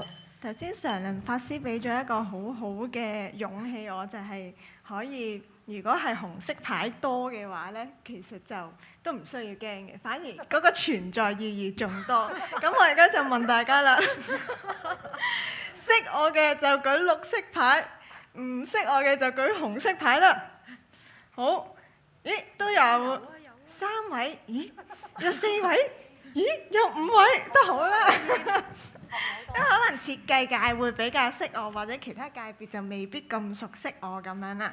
咁大家好，我係冇事研究所嘅 founder Comma。咁主要冇事咧，其實就係會為到一啲唔同嘅殘疾人士咧去做設計嘅。咁亦都會同佢哋一齊去合作，用一啲創作咧，其實就去整成一啲唔同嘅 product， 係讓到嗰啲 product 喺大眾裡面咧更加去認識佢哋，同埋帶出一個共融嘅信息咁樣。咁我自己私底下其實咧我都係癲嘅，即係我同你一樣，即係我都係唔係大家喺 interview 度見到嗰種好斯文啊即係啦嗰一種嘅模樣嚟嘅。咁如果大家係之後會同我做朋友咧，就知道即係都係一個開心嘅玩伴咁樣啦。係啦，咦？呢個係已經係第2個。咁第3個就係不為人知嘅自己咧，就係細聲同大家講，我個肚臍窿好靚嘅，因為真係好少機會可以 show 到俾大家睇，有啲係會好突出㗎嘛，咁我嗰個就係好凹入去嘅，好具象。咁跟住咧就不為人知就係我會捽手指，即係好似我開始緊張啊或者唔自在咧，我就會手指尾同無名指就會喺度互捽㗎啦。跟住有啲不為人知嘅嘢，我會喺屋企跳開心舞咯，同龍華一樣，即係會扭 pat pat，跟住播住一啲好 hyper 嘅 music， 自己喺度跳咁樣，即係冇人我都會覺得係好開心嘅一樣嘢咁樣。咁跟住咧就係我都會係自卑加自大同時並存嘅。咁呢一個係好睇每一個時期嘅面對緊事情嘅自己咁樣咯。咁所以其實係 keep 住打交，唔知係咪獅子加處女座嘅關係啦。所以就總之就好多老交戰嘅嘢係一路會同自己抗衡咁樣。跟住咧最尾一樣都唔係好諗到喎。我成日戴一隻錶咧係其實冇電嘅，你冇時間入電，但係咧就會戴住佢咁樣咯，係啦。OK， 好，唔該晒。好啦，咁啊慳翻時間就即刻進入我哋第二 part 啦。OK， 咁啊互相問大家問題。咁啊而家6分鐘。OK， 唔該，Paul。好，等我晒冷先。邊個問先啊？你哋自由。好，咁我問先啦。因為咧，我平時認識好多喺田，即係喜歡田嘅一啲人咧，其實佢哋某程度上都會同一個商業嘅社會咧，可能係有一個抗衡或者物質社會抗衡嘅。我想知如果你嘅小朋友咧係一個特急性發錢寒嘅人嘅時候咧，你係會點樣看待？我點樣看待佢？點樣看待？或者你會俾佢去自由去追逐一啲名利或者金錢，定係都會街去？你要嚟我屋企，因為我屋企個雪櫃，我哋今年新年個揮春就寫住要賺好多好多好多錢，所以原來係咁。所以個媽已經發錢寒先。我諗要喺一個社會裏面好好地咁樣去生活咧。我記得有一個過咗身嘅朋友啊，佢同我講：人唔可以太窮，窮咧會窮到個志氣都冇埋。咁我諗我經歷一個好長嘅，覺得自己係追求理想嘅一個世界。咁嗰陣時，我而家再回望返，其實後生一定會係咁，即係我會去諗就係希望係有一個理想嘅世界咯。但係當我耕咗田，每日都喺個田度勞動，然後有咗自己嘅小朋友之後咧，你會發現現實係好重要嘅。現實拉返你去同其他人嘅關係，以至於自己踏踏實實咁，我又冇爭人嘅咁樣去賣菜賺錢，或者做自己嘅教育咧，扭轉晒成個諗法咯。應該好好地搞好自己嘅生活，有力量，然之後再踏出去啦。所以唔怕發錢寒。好，我快啲問你。好。咁頭先你講理想啦，你理想中嘅社會有一個點樣嘅畫面喺裡面咧？我諗係真係一個好共融嘅社會喺裏面，其實真係唔需要特別去分有錢或者冇錢嘅一樣嘢，而係大家都係可以互相包容或者幫助，甚至係其實喺嗰個思維上，究竟我哋點樣去同其他人係有一個包容嘅心呢？例如你平時搭交通工具嘅時候，前面嗰個人都八達通遲1秒，你會唔會咁樣？即係其實香港係一個好壓迫嘅一個社會，而我哋會唔會好多時候可以係真係 slow down 落嚟，而去諗下或者設身處地咁樣去為對方去諗咁樣咯？係啊。到你問我啦。OK， 你覺睇下先。如果你有一個超能力係可以改變香港一樣嘢，你會改變啲乜嘢？或者最需要啲乜嘢？如果有超能力，係啊，超能力你可以變咗晒啲錢又得，或者我唔知。OK 啦。如果我有一個超能力，我希望我哋香港每一個人就好似你頭先咁樣講咯，可以慢落嚟咯。得㗎嘛？呢個可以啊。係啊，因為我發現喺我自己個病裡面咧，有好多時候會係個情緒會駕馭咗自己好多，即係唔 make sense 嘅，即係有好多唔 make sense 嘅諗法出嚟，以至於頭先你話排隊，即係可能唔單止啦，即係個眼啊，即係眼耳口鼻都有好多表情。我諗係啦，咁喺慢嗰個裡面。其實好似法師頭先教我哋做呼吸咧，我覺得對 panic disorder 嘅病人嚟講係尤其有效㗎，即係你俾情緒 draw 咗，唔知去邊度，但係當你回復翻呼吸嘅時候咧，你知道自己喺度。當你知道自己喺度嘅時候咧，其實我都係近排先有一個好大嘅體會，就係我以前咧成日當下咩？活在當下，當下好悶喎，點活啊咁樣？但係我近來發現咧，當你活在當下，諗清楚自己嘅時候咧，其實 every moment 你都可以改變啊！呢個係好緊要。所以一個地方嘅人，如果好似你頭先所講嘅包容，如果我哋可以慢落嚟呼吸，可能我哋會對於大家都會多好多嘅理解啦。好好啊！你可以再問我咧。係啦，我頭先即係頭先除咗係包容啦，咁你覺得我哋要有啲乜嘢嘅心態調整，先可以令到我哋成個社會可以達到共融，即係行多一步咧？如果喺呢個工作嘅經驗裏面。我諗係多一份了解咯。其實好多時候對於可能殘疾人士或者一啲譬如小眾嘅人呢，我哋好多時候因為唔理解，所以就會唔識點樣去對佢哋，又或者用咗一啲唔適當嘅方法去對待佢哋。咁如果我哋係可以有一個 mindset，其實係代入佢哋嘅時候呢，其實就會有一啲嘅方法係可以令大家都會有一個舒服嘅環境咁樣咯。我可唔可以追加㗎？即刻。可以。所以你而家覺得 Mushy 就係做緊呢一樣嘢，定係即係你覺得你自己做嘅嘢喺而家，尤其是呢一刻嘅香港有幾重要咧？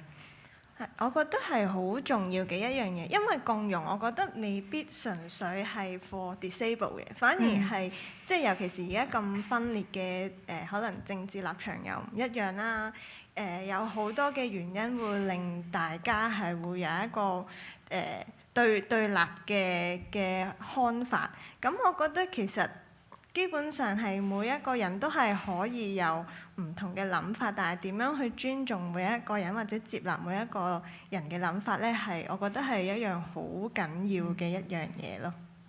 時間夠，OK，唔該 Paul。OK， 好，唔使走住啦。OK， thank you。我哋第一個環節已經完啦。咁大家係咪好唔夠喉咧？我都覺得係。咁唔緊要，跟住我哋會繼續會有啲追加嘅環節嘅。OK， 咁但係我哋而家咧就需要將長桌，我哋會變成圓桌嘅時候，咁我哋有個少少嘅轉景時間。咁麻煩各位嘉賓可以翻去就座先。咁我哋就轉一轉景。1分鐘到啦，唔該。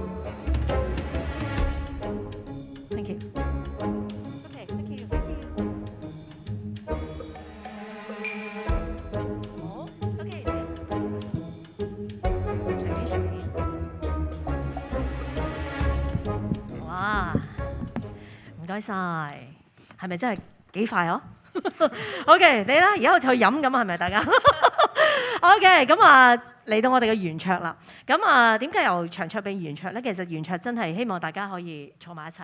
OK， 咁就其實希望所有嘢就係我哋可以坐埋一齊，然之後諗到一啲或者係碰撞到一啲交流到我哋互相嘅唔同嘅諗法嘅。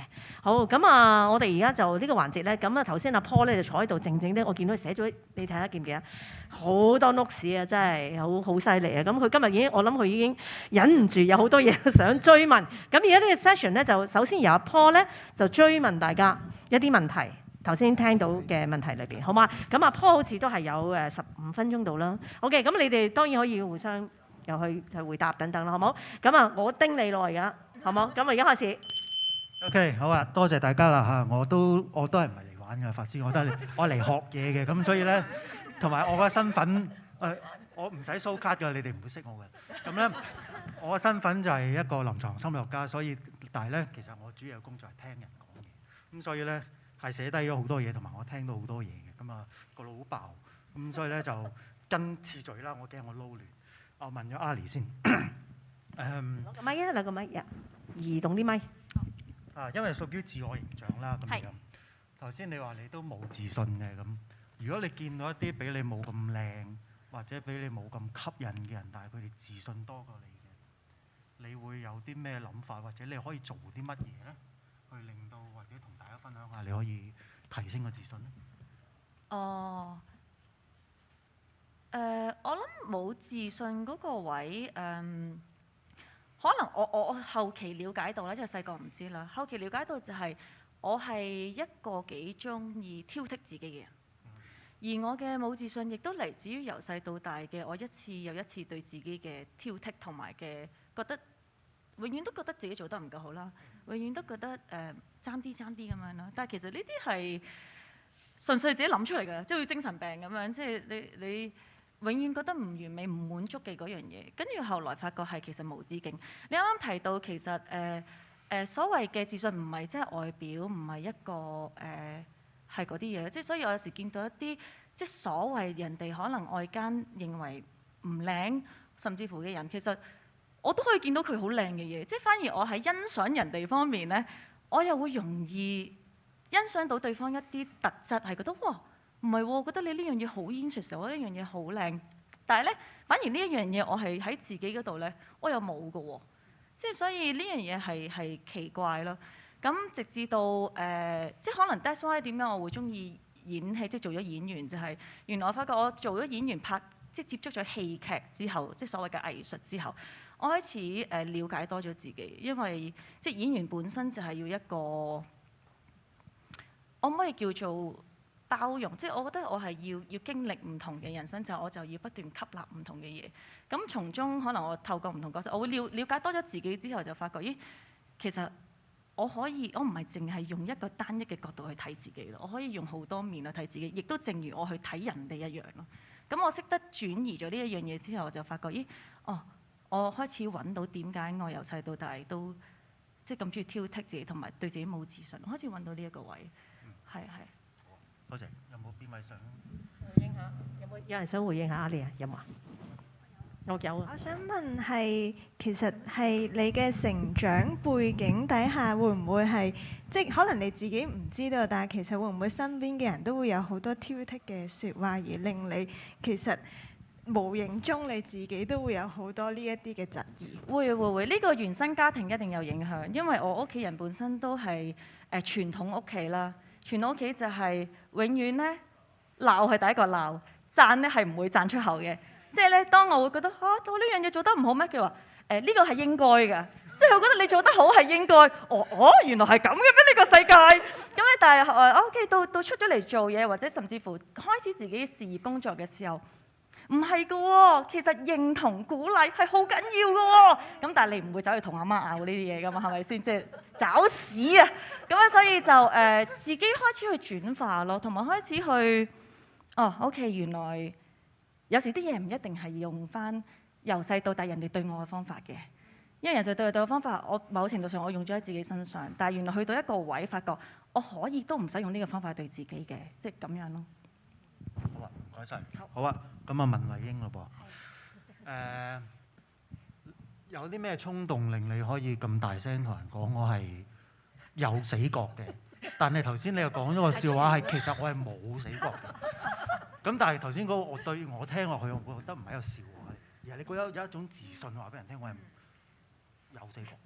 咁由有到冇到有咧，其實究竟個過程係點，同咩 push 你去企出嚟做一個 KOL 咧？咁講下，即係我諗最大轉捩點咧，其實真係我去咗間公司咧，即係而家小薯茄。咁我發覺我做嘅所有嘢咧，跟然之後係會有人欣賞嘅，而佢哋覺得係好似阿典咁樣講話，係會 interesting。咁因為我細個都係都一樣都係傳統家庭啦，而媽咪係好中意拎我同一啲小朋友比較。咁我以前讀書都唔叻，我真係數學、英文，小學1年級到6年級都冇合格過嘅，係一個好差嘅真係。但係 so far 大個唔知點解又 OK 啦，係啊，感恩嘅。咁係咯，即係點解會可以大聲咁樣講出嚟？我諗就係因為我得到人哋嘅鼓勵咯，即係發覺啊，原來以往自己其實一直都喺度否定緊自己，就係 say no， 跟然之後會發覺啊，我會收埋咗自己好多潛能，即係有一次我就係因為我本身自己都好中意創作音樂，我作咗好多歌咁樣，咁我就同個朋友就同我講啊，不如你真係試下 show 俾人哋睇咁樣，跟然之後但係我就覺得唔得啦，我呢啲作品點 OK 啊？跟然之後佢就話咗我一句話：你唔好成日咁樣否定自己啦，你咁樣嘅話你咩都做唔成嘅。我就係俾佢呢一句點醒咗，我就覺得係喎。其實我唔即係我覺得我唔係自己去，我要自己去選擇有自信咯。即係我首先我要有呢一步，我先可以創造更加多嘅可能性，做更多嘢，而令我呢一個自信真正翻嚟。咁我覺得就係呢1-2年之間學到嘅一樣嘢，所以我而家先可以咁大聲咁同大家 share 我自己，yeah！ 俾啲掌聲鼓勵啊 Thank you。有冇邊位想？如果冇就問阿賢咯喎。仲喺釜山啦，咁跟住就喺釜山入邊，其實研究政治對你最大嘅影響係啲乜嘢嘢咧？即係我哋講 study politics 係睇個世界，睇個人與人之間嘅嘢，但係對你嚟講係啲咩嘢嚟？理論上冇影響嘅，即係我會覺得，我希望冇影響，因為咁我覺得有啲嘢我想知道點解，咁我咪研究咯。咁只不過而家可能更加多疑問啦，即係更加我點解會咁嘅？咁我諗呢一個諗法更加多啦。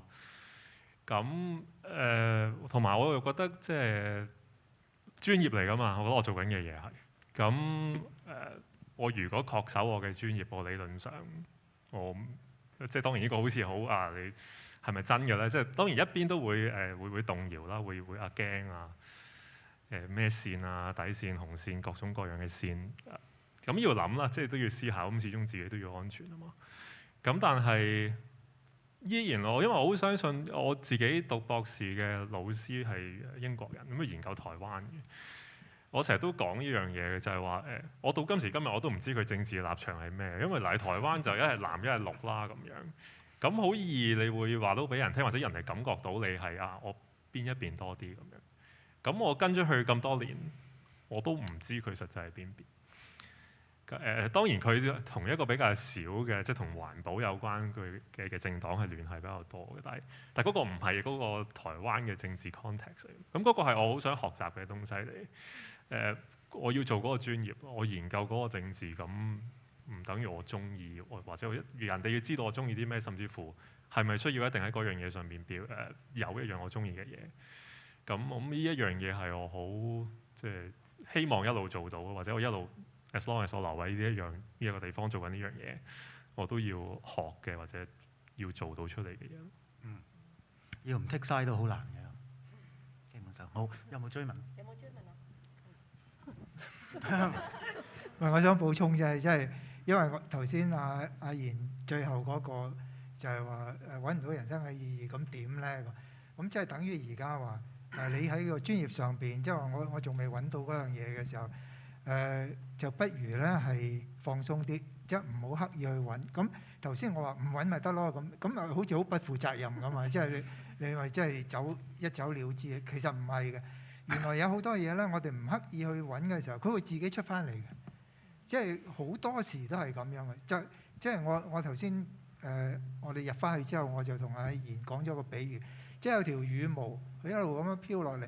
如果你咁樣去捉佢咧，佢係會走喎。因為你嘅手一去嘅時候，嗰啲風已經趕咗，反而你就咁樣擺喺度。好佛系咁樣，咁佢就會跌落嚟㗎。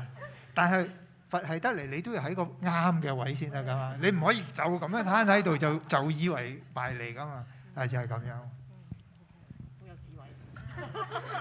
好有智慧真係係。咁咧就問下法師啦咁樣。佛學入邊咧，我諗離苦得樂啦，我哋成日都講無明係個 source 嚟嘅。香港人即係咁樣，大部分嘅香港人嘅無明喺邊度咧？或者最 common 嗰個無明係乜嘢咧？嗱，首先就係學佛同佛學嗰個分別係有嘅。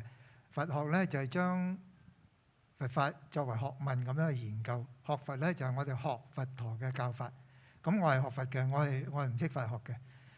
因為我有少不為人知，就係我係有閱讀障礙嘅，所以即係話我睇書睇幾行我就已經係睇到啲字唔知佢講乜嘅，我要停一停或者係打個坐咁又再睇，咁即係我要分好多次睇。咁啊去翻就係話，你話而家香港人嗰個無明其實係人都有嘅，即係逢係人就係有好多嘢唔清唔楚啊，即係好愚痴啊。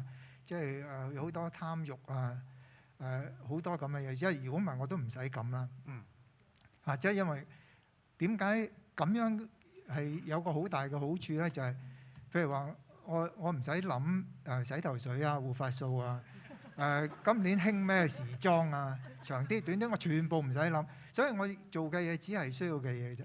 咁如果即係而家大部分人嗰個問題係出喺佢哋個心好不安啊。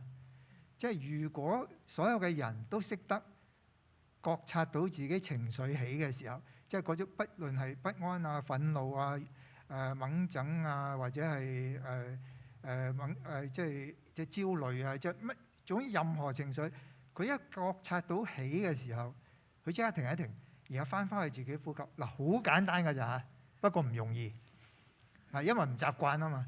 咁即係話，如果你喺每一次一有情緒嘅時候，你即刻或者揾唔到答案嘅時候，你就即刻翻自己個呼吸嗰度，翻嗰個當下，身心合一。其實係成件事係容易處理好多嘅，即係所有嘅所謂嘅煩惱其實係一件未解決嘅事啫。不過你黏咗個 label 叫做煩惱即係叫做壓力。但係如果冇咗個 label 嘅時候，只係一件未解決嘅事。咁你話一個煩惱容易解決咧，還是一件未解決嘅事容易解決啲咧？其實就係咁樣。即係話，如果個個人都識得一遇到問題嘅時候，即刻停一停，然後翻去呼吸嘅時候，哇！呢個世界和諧得多㗎啦。我又想補充下咧，頭先啲觀眾唔知道咧，我哋其實喺後邊已經做咗一個呼吸嘅工作坊啊。因為頭先咧我哋嘅我啲 speaker 嗰個有啲咧就好緊張啊，一陣好驚啊咁跟住咧佢哋有人咧就話好似 comment 啦，即係話阿法師好緊張咁點啊咁跟住我哋做 workshop 咁喺後邊咧，頭先喺後邊好有趣，大家合埋晒眼咁喺度做咗一個 workshop。咁做完之後就佢就真係個人真係平靜好多，冇咁緊張咯咁啊。OK， 好，唔該，俾翻個時間你。有人追問法師，有問題。我聽到法師一開頭，唔係，即係你介紹自己個環節啦。你又話而家你好少做一啲你自己想做嘅嘢，你冇咗想做嘅嘢，但係需要你做嘅嘢。其實所謂嘅需要有冇排序嘅？即係按你。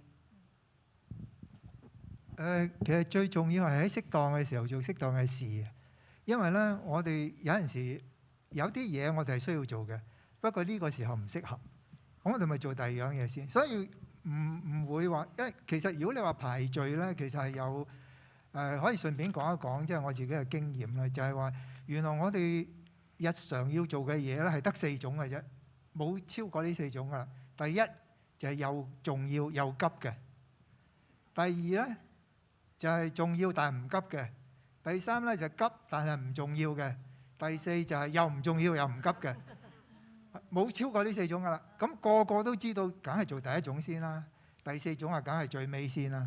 但係好多人搞錯就係第2同第3種，通常都會俾第3種超越咗嘅，即係我哋俾第3種帶越咗，因為佢急，但係其實唔重要嘅喎。咁結果重要嗰啲咧就要變咗急，你先至會去做，咁可能個效果咪冇咁好。但係如果我哋個覺察能力夠強嘅話，我哋一睇到，咦嗰樣急但係唔重要嘅嚟喎，但係我知道我其實應該要做咗重要嗰樣嘢先嘅時候，咁你咪呢個咪就係識得喺適當嘅時候做適當嘅事咯。咁我最中意問人㗎，你知唔知咩叫適當嘅時候啊？喺適當嘅時候就係適當嘅時候啦。OK， 好咁啊！上面話俾我聽嘅時間完，但係我就覺得仲有兩位，不如問多一陣啦，over 少少時間好嘛？唔該。好快咁問下 Jenny 一樣嘢，多謝你話俾大家聽你有 panic disorder。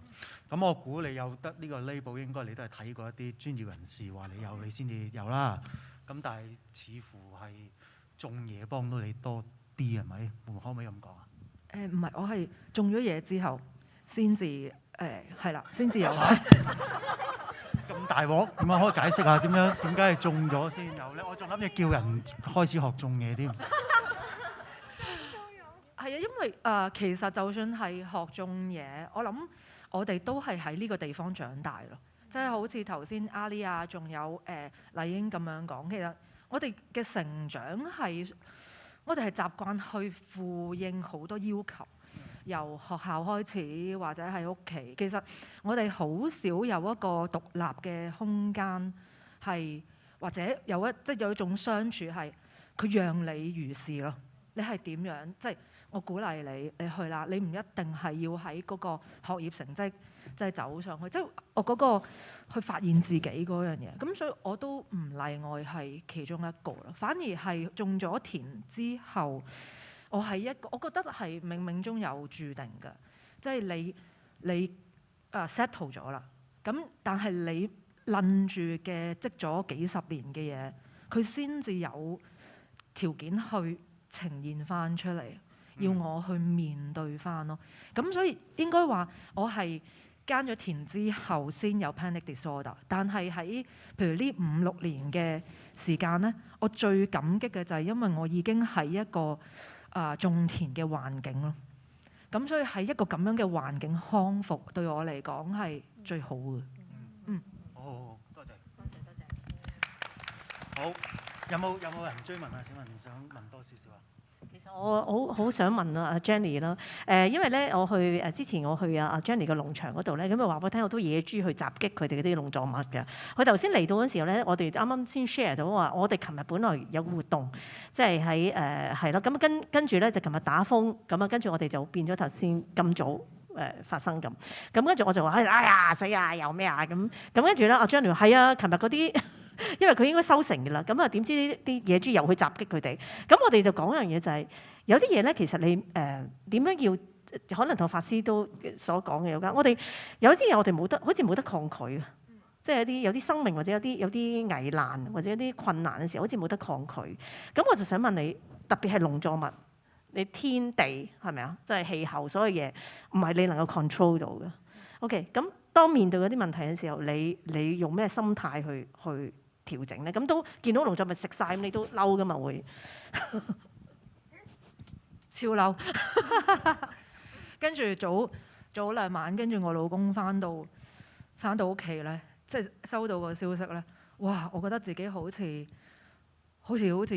殺咗佢某一個屋企人咁樣，即係烏雲蓋頂啦屋企嗰個。咁啊，但係跟住個女唔知點樣講咗2個爸爸咁樣，佢又笑翻。咁係啊點樣講啊？其實你第一個反應就係會又嚟，我哋已經咧種第3造米咧係零收成啦。咁跟住所以我先生就話我冇心力再種落去啦，係啦，即係或者唞一唞先啦。不過佢應該係講笑，因為今日有朝頭早嗰陣時候又訂料啦，即係點樣咧加固圍板啊？點樣再防多啲野豬？咁其實我哋第一次同啲家庭一齊種米失收嘅時候咧，啱啱嗰一期好多新聞就係話野豬即係遍佈全香港咯。咁跟住又唔知有啲乜嘢隊去咪獵殺啲唔知乜嘢。咁我哋好想同啲小朋友，因為呢個好重要嘅，即係你將個野豬最衰係佢啦，最真係佢啦，其實係好唔適合嘅一個即係帶出嚟嘅訊息。雖然我哋係一個農場，真係失收咁樣咯，但係我哋都將呢一個問題同啲小朋友一齊去討論咯。因為田野就係佢哋本身嘅即係生活嘅地方啦。咁但係其實而家咁多野豬都係有政策嘅問題啦。而另外就係、其實農夫係唔中意啫，但係我哋唔至於要殺咗佢咯。反而就係話喺作為一個農人嘅立場裏面，你點樣去保護好自己嘅嗰個農場？係啊，我哋將呢一樣嘢同小朋友即係一齊去做嘅時候咧，就發現啊，呢個係佢哋喺 Kids Club 嗰度真真實實咁樣同我哋經歷咗失敗係啲乜啦。我覺得呢個失敗亦都係另一方面，就係好似頭先阿里都講，哇！你做好咧係應份嘅，但係咧你失敗咧係唔應該嘅。我哋會成日都覺得。咁所以我哋就攤開嚟，好想同小朋友一齊去面對，就係我哋係失敗咗，即係冇晒收成，但唔等於我哋坐喺度乜都唔做。即係我哋希望我哋大家都會有返一種積極性喺度。好，唔該晒 Jenny。好，咁啊，最後一位啦嚇，問翻 Coma 啦。共融當然係一個好好嘅事啦，我覺得。咁但係喺你工作上邊，有冇面對過啲咩人或者咩嘢係覺得點都共融唔到嘅咧？我諗又未必係去到共融唔到咁 worse 嘅，但係都曾經有面對過有一啲比較固執嘅可能自閉症，再加 artist 性格嘅一啲不同能力人士啦。咁喺創作嘅過程當中呢，可能我要佢由鉛筆轉去用 marker 呢，都用咗3日嘅時間去游說佢。咁就即係可能要你試下啦，或者用好多鼓勵嘅説話嘅。咁但係佢咧，因為佢嘅固執咧，佢就會話：我唔使試都知啊！屎好難食，我個知啦，唔使食都知噶啦。咁你又啱，但係咁我就要用好多自己嘅方法，例如佢即係點解佢唔肯有鉛筆轉去 marker？其實佢一定係有一啲佢自己嘅認為嘅嘢噶嘛。可能係我覺得鉛筆係最適合畫石頭嘅 marker 係唔啱嘅。咁但係我就會用自己嘅方法，可能用 marker 畫一次俾佢睇，咁同佢溝通，又或者喺佢個觀點去諗嘅時候咧，就會疏通翻。咁大家一齊溝通嘅時候，就會有翻一個共識咁樣樣咯。係啦，咁最後尾佢又 OK 喎，咁係啊，試就得㗎啦，咁樣咯。係。好啊，多謝你。有冇人想問？有冇人問？好啊 ，OK。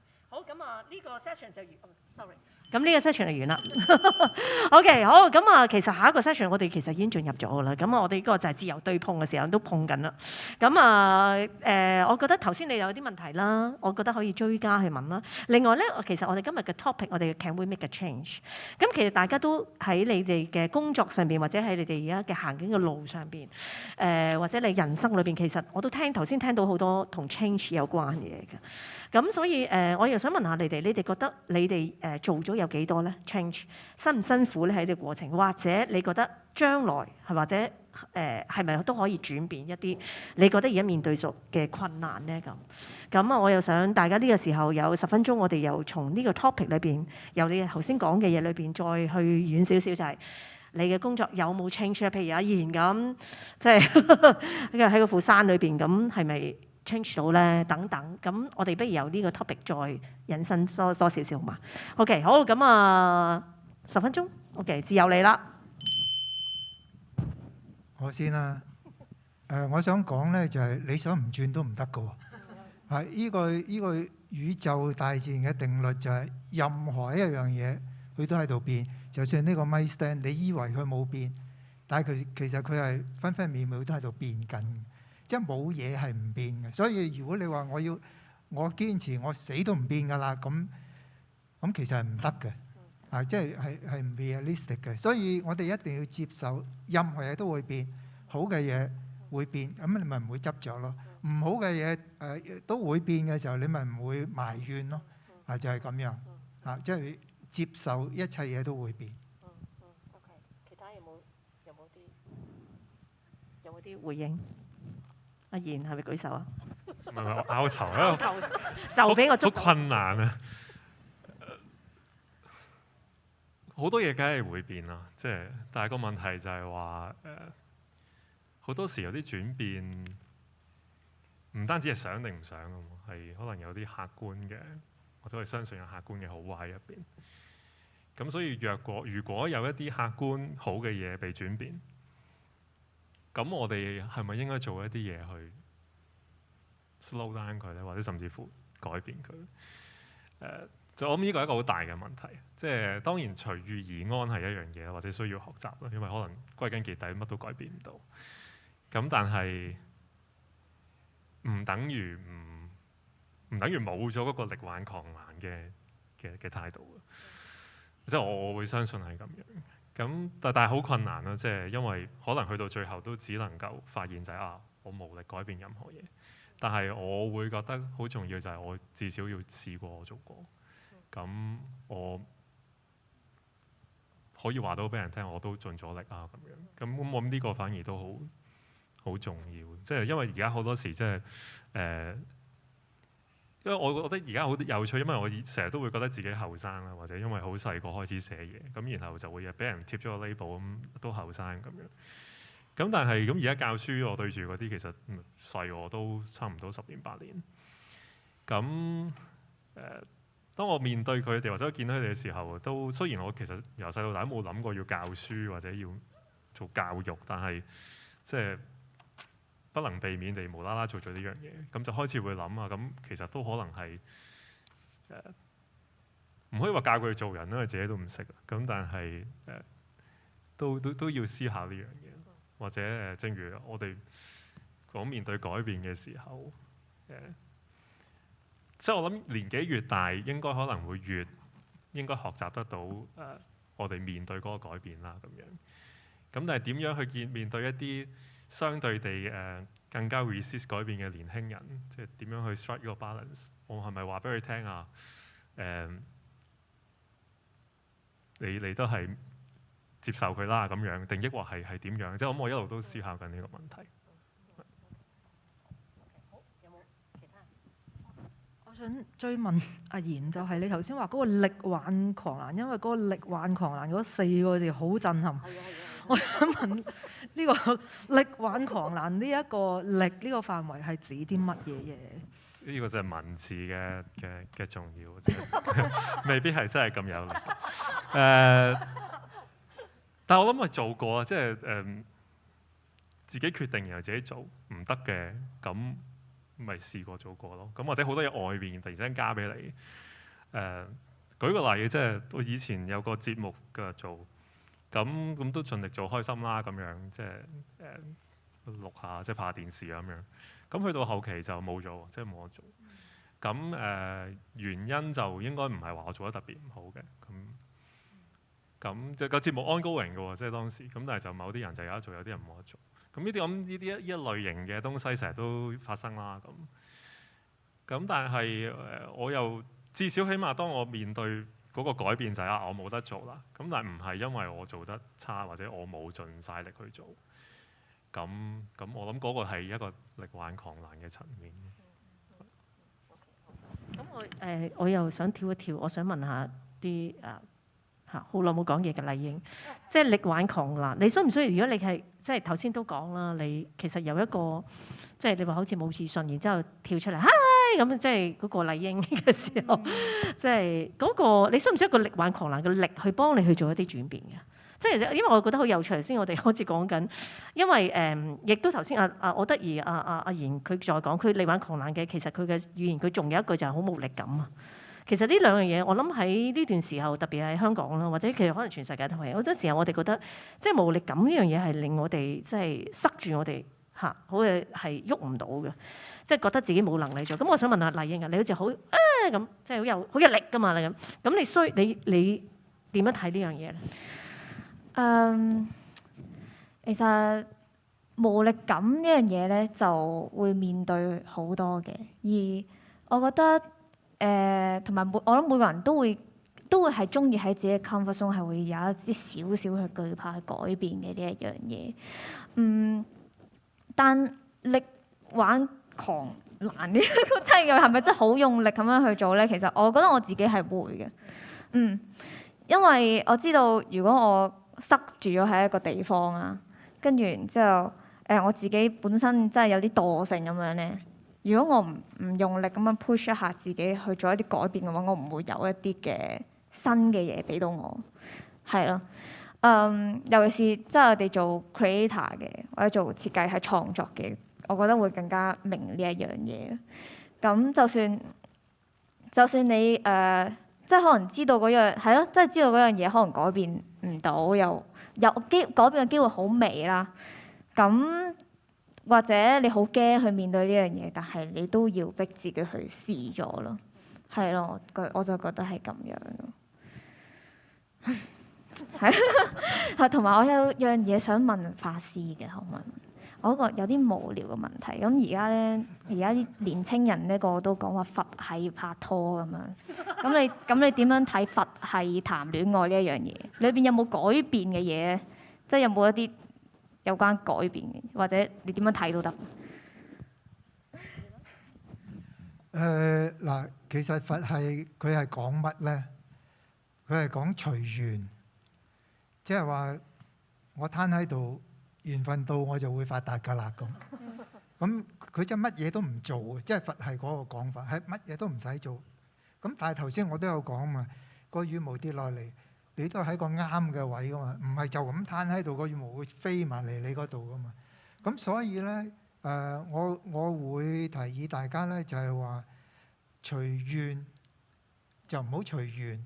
嗱，因為隨緣咧就係你乜都唔做，但係願咧即係你 make a vow 就話我希望我可以做到呢一件事，咁你咪有個動力去做咯，而唔係只係攤喺度乜都唔做咯。咁另外就補充翻頭先話改變嗰樣嘢咧，咁我有個比喻咧就大家一定聽過啦，就半杯水嗰個比喻，大家都聽過晒㗎啦。即係話我有半杯水喺度嘅時候，我係埋怨。哎呀，個天點解咁樣對我啊？我得翻半杯水點算啊？又或者係話，哇，個天對我真係好啦，我仲有半杯水喎。我哋要注意一樣嘢，就係嗰半杯水係冇變到嘅，即係話個事實有陣時我哋真係改變唔到嘅。咁我哋就只能夠改變咧，就係自己個睇法。咁所以咧，當你係認為嗰半杯水係好慘。我得翻半杯水點算咧？你就好似活喺個地獄一樣。但係如果你係話，哇，真係好啦，我仲有半杯水喎，你就好似活喺天堂。咁即係話咧，原來我哋唔使等死咗之後嘅，係在生嘅時候，我想活喺天堂還是地獄咧，我有得揀嘅。但係呢個其實唔係阿 Q 精神嚟嘅，唔係話即係乜嘢都係諗正面啦咁。其實唔係嘅，而係你去處理任何事嘅態度嘅時候。如果你用一個積極啲嘅態度咧，其實係容易啲嘅。嚇，如果你用咗個消極嘅態度咧，其實係難咗嘅。啊，咁當你個人係冇俾嗰啲事去影響嘅時候咧，你個心就會定啦，你就會做到自己嘅主人啦，你就會知道喺適當嘅時候做適當嘅事啦。OK，有冇啊？阿 Lee 有冇嘢？喺轉變上邊，或者日法師頭先講嘅裏邊。有啊，啟發咗。每次好中意聽法師，同埋好中意聽你哋講嘢。如果你講改變，我諗我少少分享啦，因為其實係啦，即係你一個大環境嘅改變，其實都唔到你唔去變咯。我相信。咁我按翻即係我自己嘅少少諗法係即係可能用演員角度會貼合啲，就係咁。我哋行出嚟，其實好多時都係。我哋會好想做好多嘢，或者話俾人聽我點樣努力，或者好想去表達自己嘅一啲覺得認為有價值嘅嘢。但係永遠出到嚟，人哋解讀嘅都係一啲佢想知道嘅嘢，或者佢心目中認為嘅嘢。咁但係曾經我都會覺得唔係，我唔係咁嘅，或者真實嘅我唔係咁，或者其實我諗法唔係咁。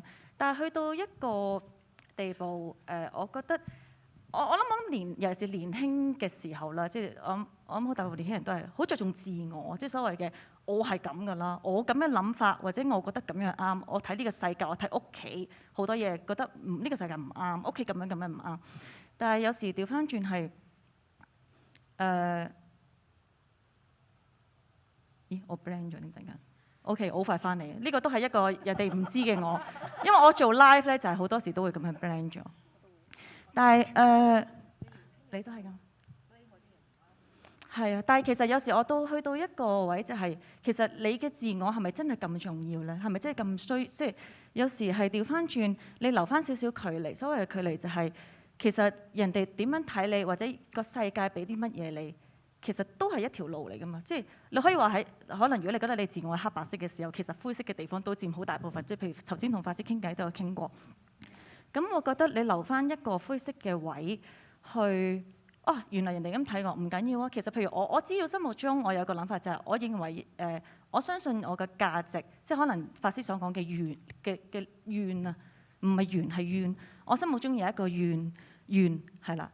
我自己認為一啲係有價值嘅事情，但係外人就算外人唔係睇到我呢個願唔緊要㗎，但係原來外人睇到我覺得我係係咁樣嘅話，唔緊要，我咪用外人睇嘅我，然後我去同呢個世界接軌咯。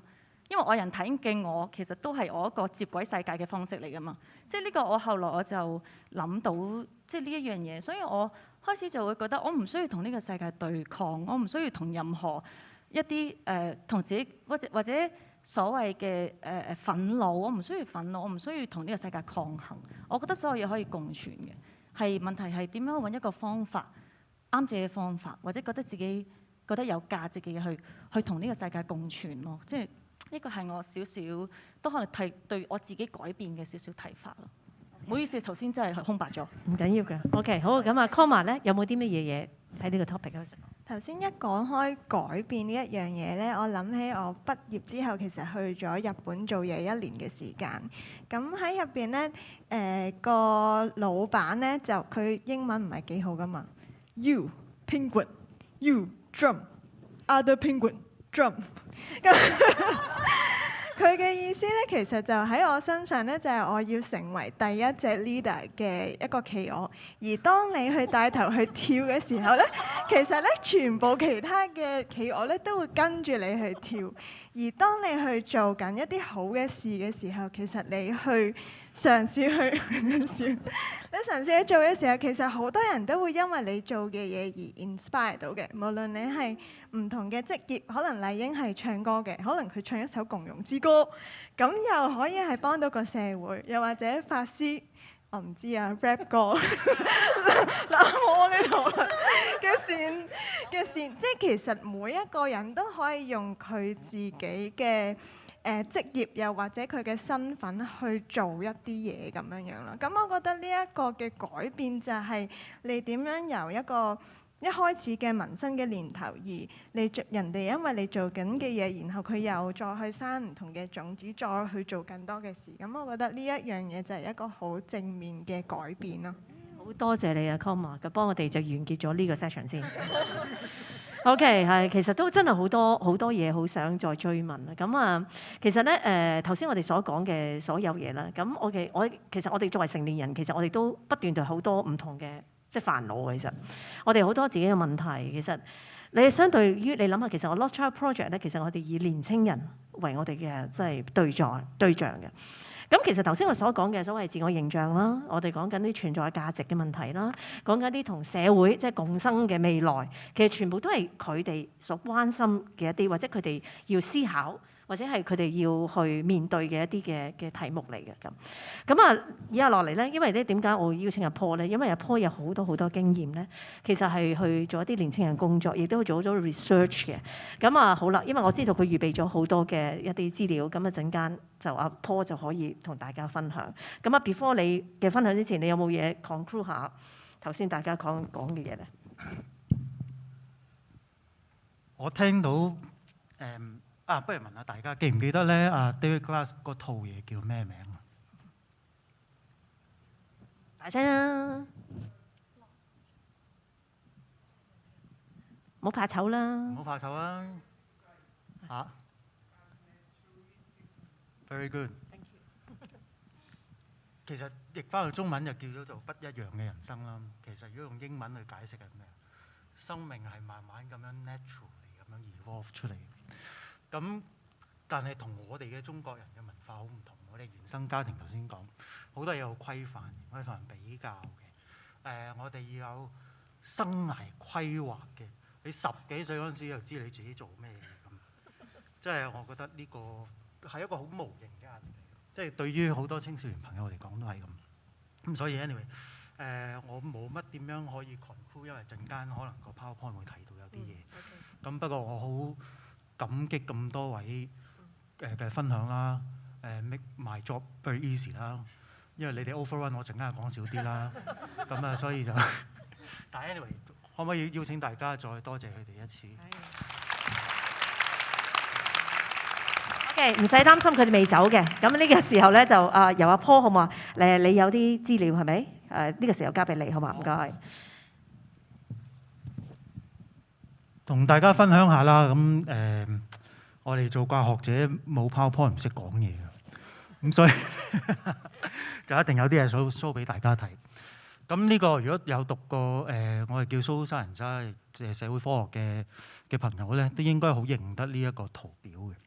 咁其實講咩咧？頭先 Olivia 都重新講咗一次，究竟點解個 set up 係我哋嘅自我嘅價值啦，跟住去到我哋嘅再升高一層嘅就係講我哋嘅存在價值啦，再升高一層就係共生嘅未來啦。其實呢一幅圖入邊都講咗好多嘢嘅。下面嗰度有個 BB， 由你個生命去到你嘅死亡，中間第一嗰個 BB 個頭就環繞住你身邊嗰啲家長啦。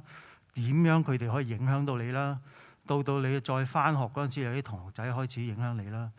跟住喺最左手邊、最右手邊嘅，你可以選擇唔同嘅宗教啦。你可以選擇喺唔同嘅政治環境度生長啦。咁其實環環緊扣嘅，即係我哋其實去讀心理學咧，以為成日好多嘢都喺個心嗰度出現，但係其實因為我哋喺個環境入邊長大嘅，咁所以咧。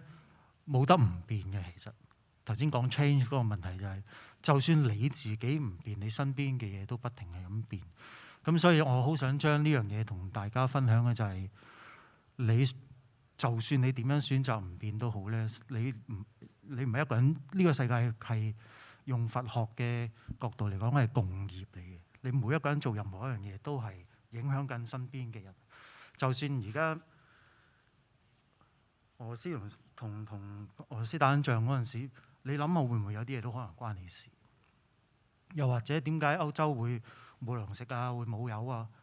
關唔關你事呢？咁樣樣咁，所以呢啲嘢我係特登想用呢個圖表同大家分享下，同埋所有嘢都係不停咁 evolve 嘅，由你出生到死亡。好啦，咁介紹少少嘢俾大家聽啦。其實點解會用咁嘅方法去介紹俾大家睇呢？因為其實過去呢2-3年啦嚇，自從有疫情之後啊，跟住到而家打仗啊，跟住到冇嘢食啊，冇油啊，而家又話原來嚟緊最擔心嘅就係咩呢？就係環境會變啊！歐洲而家40幾度啊，未入夏天已經咁，所有嘢呢，其實都係一啲我覺得啊，我哋可以做一啲嘢去改變共生或者共存嘅一個方法嚟嘅。咁呢啲顏色係代表咩呢？其實聯合國有17個所謂嘅 SDGs（Sustainable Development Goals） 係咩嚟呢？就係我哋如果要喺個社會度再住得耐啲，一個舒適嘅環境呢，我哋有17樣嘢係要向住呢個目標進發嘅。好 heavy 咯，但係我覺得呢個17已經太簡單啦。其實因為呢個世界實在太複雜啦，咁樣好。嗱，呢啲嘢咧就唔係要大家慢慢逐個睇嘅，因為我都睇唔明晒嘅。咁即係只不過想同大家分享下呢一個 report 咧，就係近排啱啱聯合國會出現咧，就話去到2030年嗰陣時，究竟我呢17個 goals， 譬如第一樣嘢，我哋要解決嘅係咩？貧窮啦，頭先都講過，啲 class 入邊都講過貧窮。貧窮呢樣嘢入邊又再細拆幾樣嘢喎嚇，好似譬如咩啦？我哋有1.1一路去到1點咩咁樣啦。顏色嗰啲係咩嚟嘅咧？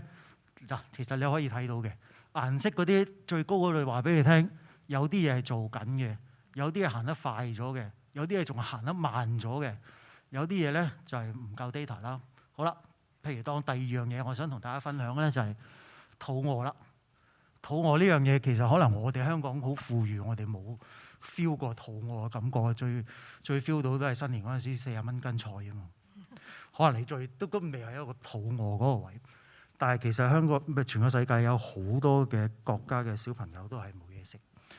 咁但係如果你睇翻，究竟我哋做緊幾多嘢去幫緊解決呢個肚餓呢個問題咧？其實我哋有啲地方係行後緊喎，而家仲更加越嚟越後咩咧？可以睇翻，如果其中一個要解決呢個方法嘅嘢咧，就係你要投資入去，令到種嘢比較 efficient 啊。可能阿 Jenny 識得多過我。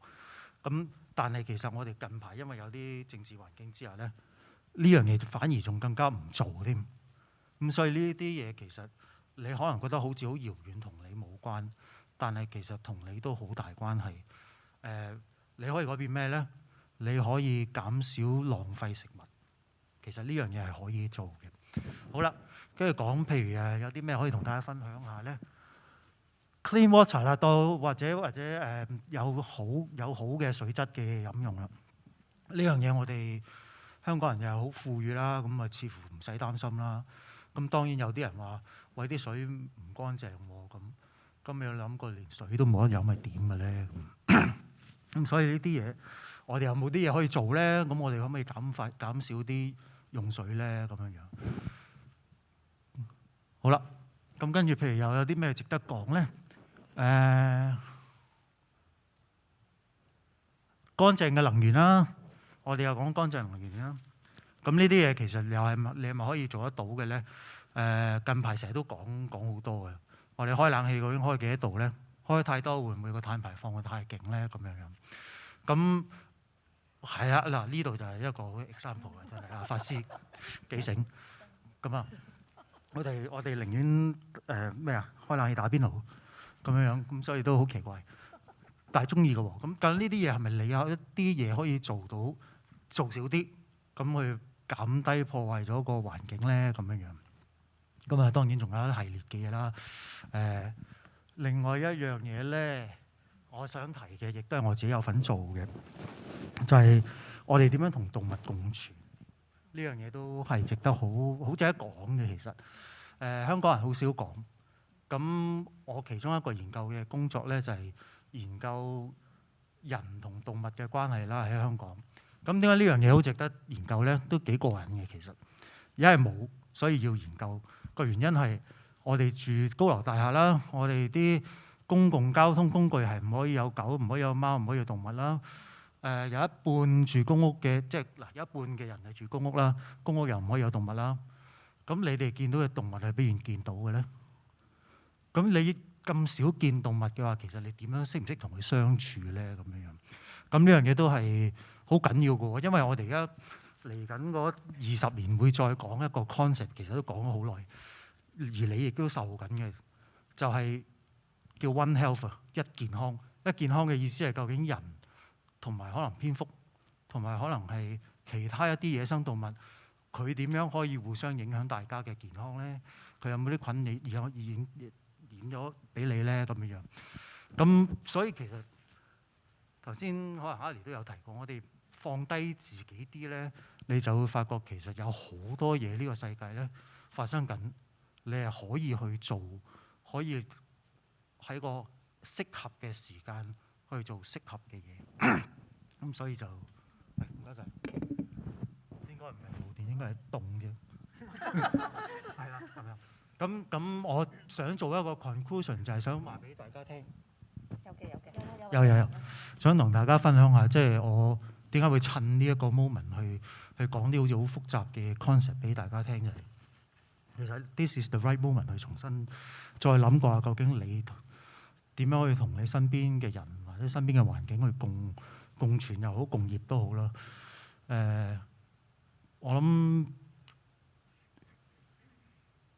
尤其是而家個打緊仗啊，跟住過去又有我哋有病啊咁樣，呢啲其實你有冇諗過係咪我哋可以做一啲嘢去減低呢啲發生嘅機會率咧？我哋而家都成日都講嘅，即係不停會發生嘅呢啲嘢，個 frequency 會越嚟越密，會越嚟越嚴重，係我哋未覺醒。如果我哋唔覺醒嘅話，呢啲嘢真係會繼續咁樣發生咯。咁所以就想同大家分享下呢樣嘢。Thank you， 唔該晒。好 OK， 好。咁我哋有冇人想回應少少頭先阿 Paul 所講嘅嘢？有嗎？冇。有。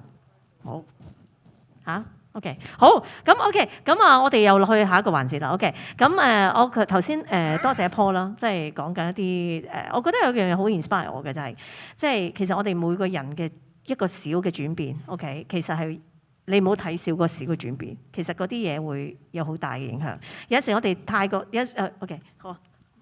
OK， 我講得少。OK， 有時嗰個小嘅轉變，其實係我哋以為淨係放我哋自己，但係有時係可能唔係嘅，即係未必我哋一定要有啲宏大嘅理想或者宏大主願。OK， 只係我哋隨心，我哋有啲嘢我哋係想去有啲嘢去希望個世界好少少，個環境好少少，自己好少少。其實嗰樣嘢啲嘢已經有轉變嘅啦。OK， 我都想回應阿 Paul， 因為頭先佢講而家係最啱嘅時候，我覺得係啱，即係而家真係最啱嘅時候啊！因為好多所謂嘅假象冇咗啦，即係我哋可能係經過咗，即係我哋會有一種從良，即係生活喺香港呢一個地方有一種從良咁，然後加上頭先大家我聽到譬如阿賢啊話嗰種無力感啦，我一路就喺度諗嗰種無力感係我自己後生嘅時候都係好大嘅，咁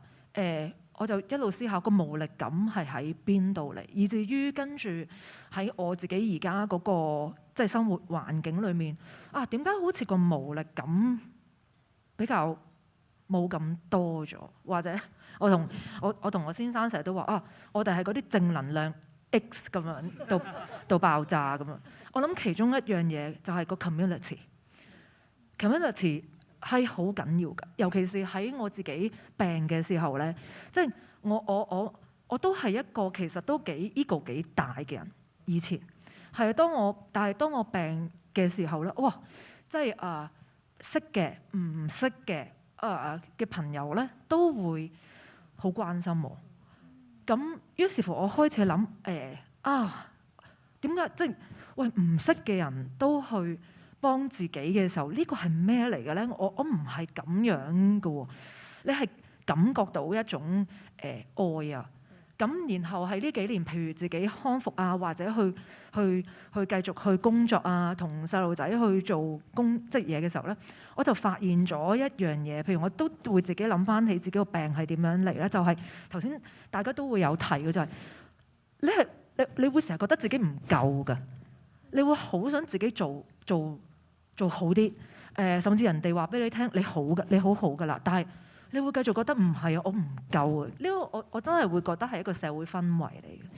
咁所以成日都要好似自己係要出類拔萃咁原來呢樣嘢喺嗰個途中咧，我哋會好多壓力咯。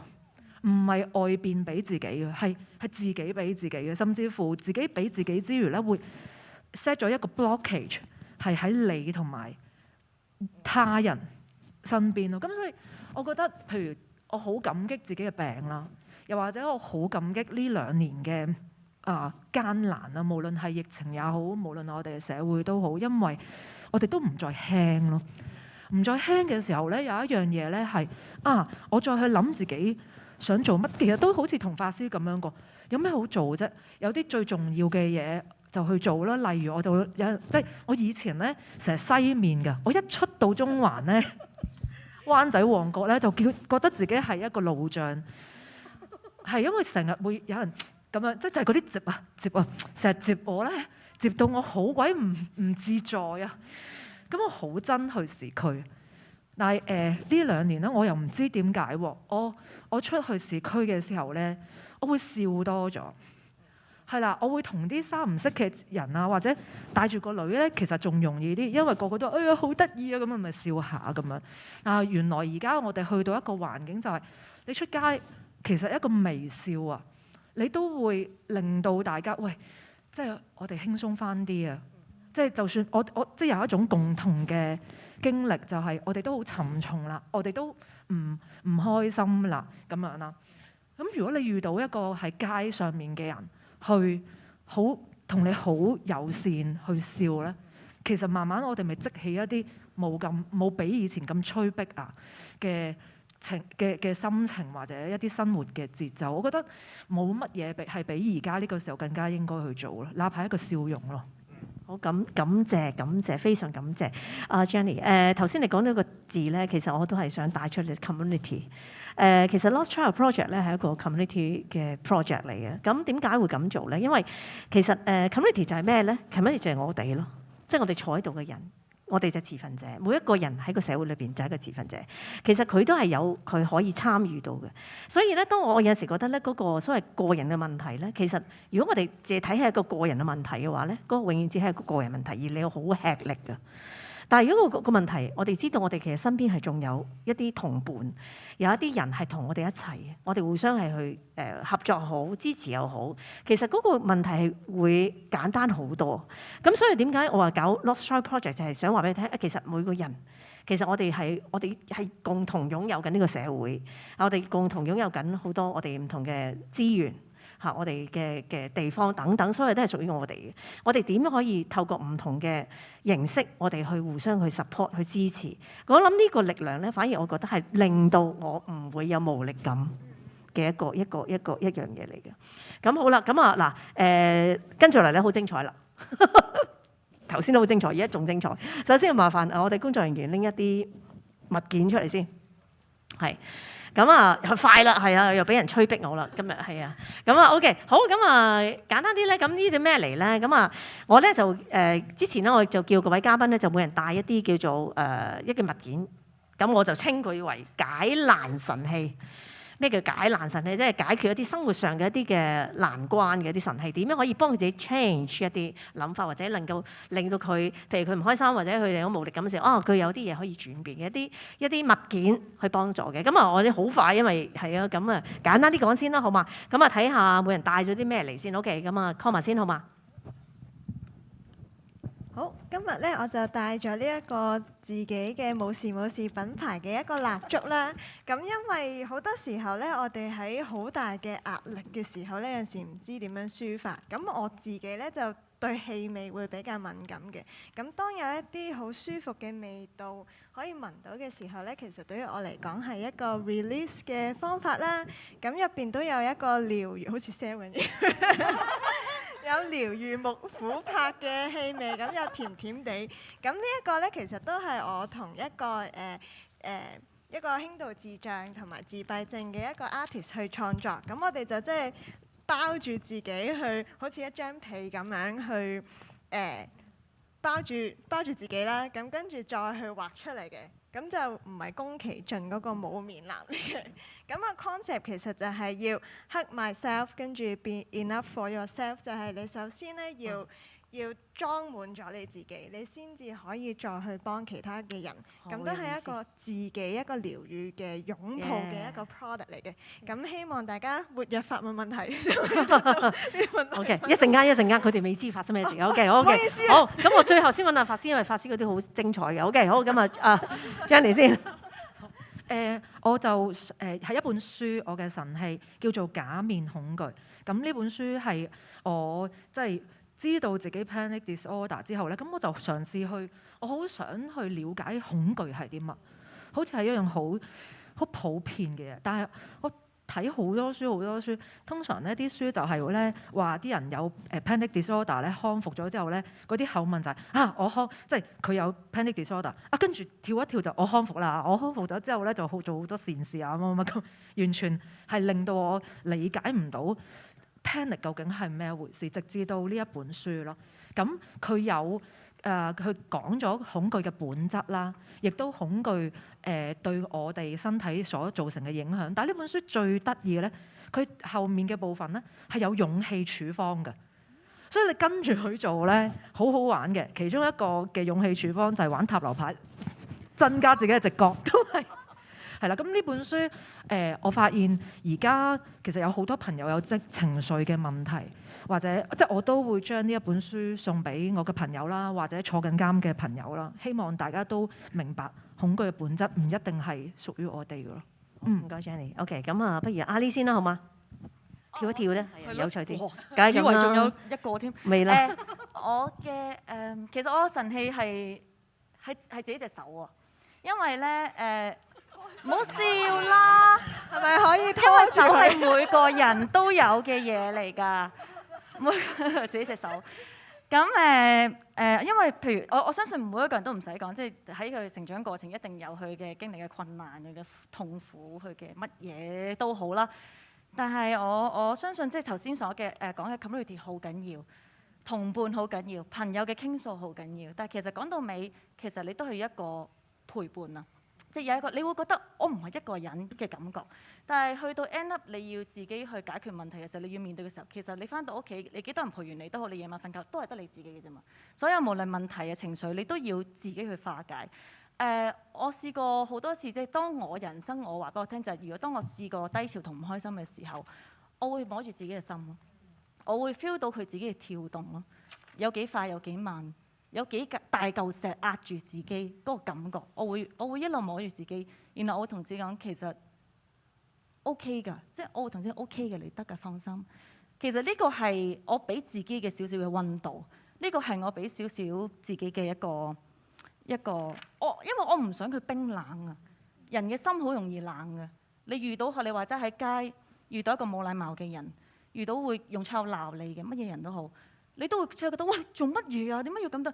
即係我諗人嘅心其實係好柔軟、好脆弱。當然佢都好強大。我好想用所有嘅方法，就係令到自己唔好有一日個心會冰封咗。咁所以我一路摸住自己，我尤其是唔開心嘅時候，我希望佢 keep 住個溫度，我希望佢會 keep 住柔軟啊。咁呢個係我嘅目標。咁去到但好得意嘅，呢個係我由細到大嘅習慣。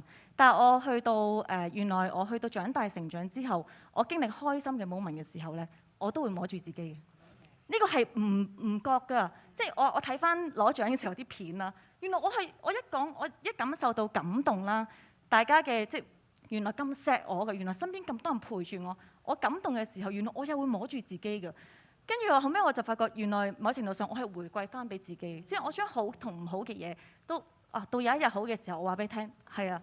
我俾翻呢個溫暖自己，我去support 翻自己，其實我係可以嘅，即係俾翻信心自己嘅，即係所以我覺得每個人都有，所以每個人經歷無論你嘅高潮低潮都好，你都可以。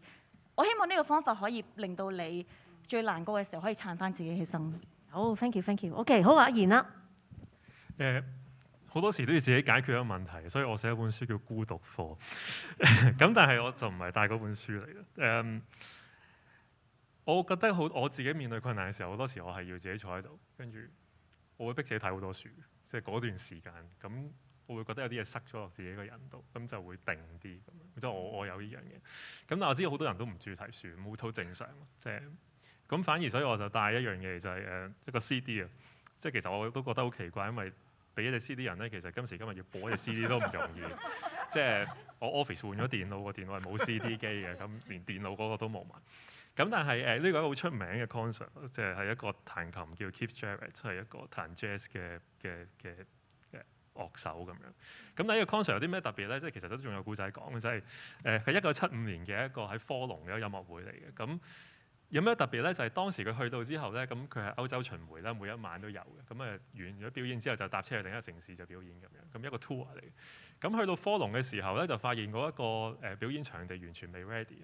咁其實基本上要取消嘅，因為連個琴都不健全嘅，即係撳咗落去係彈翻上嚟嘅啲音。咁但係因為即係應承咗人啦，咁然後即係搞嗰個人就即係嗌佢你不如都照表演啦，為大家咁樣。咁最後佢就表演咗啦。咁好似唔知個琴最尾又唔知搬另一個嚟啊，定點？即係非常困難、非常不可能嘅。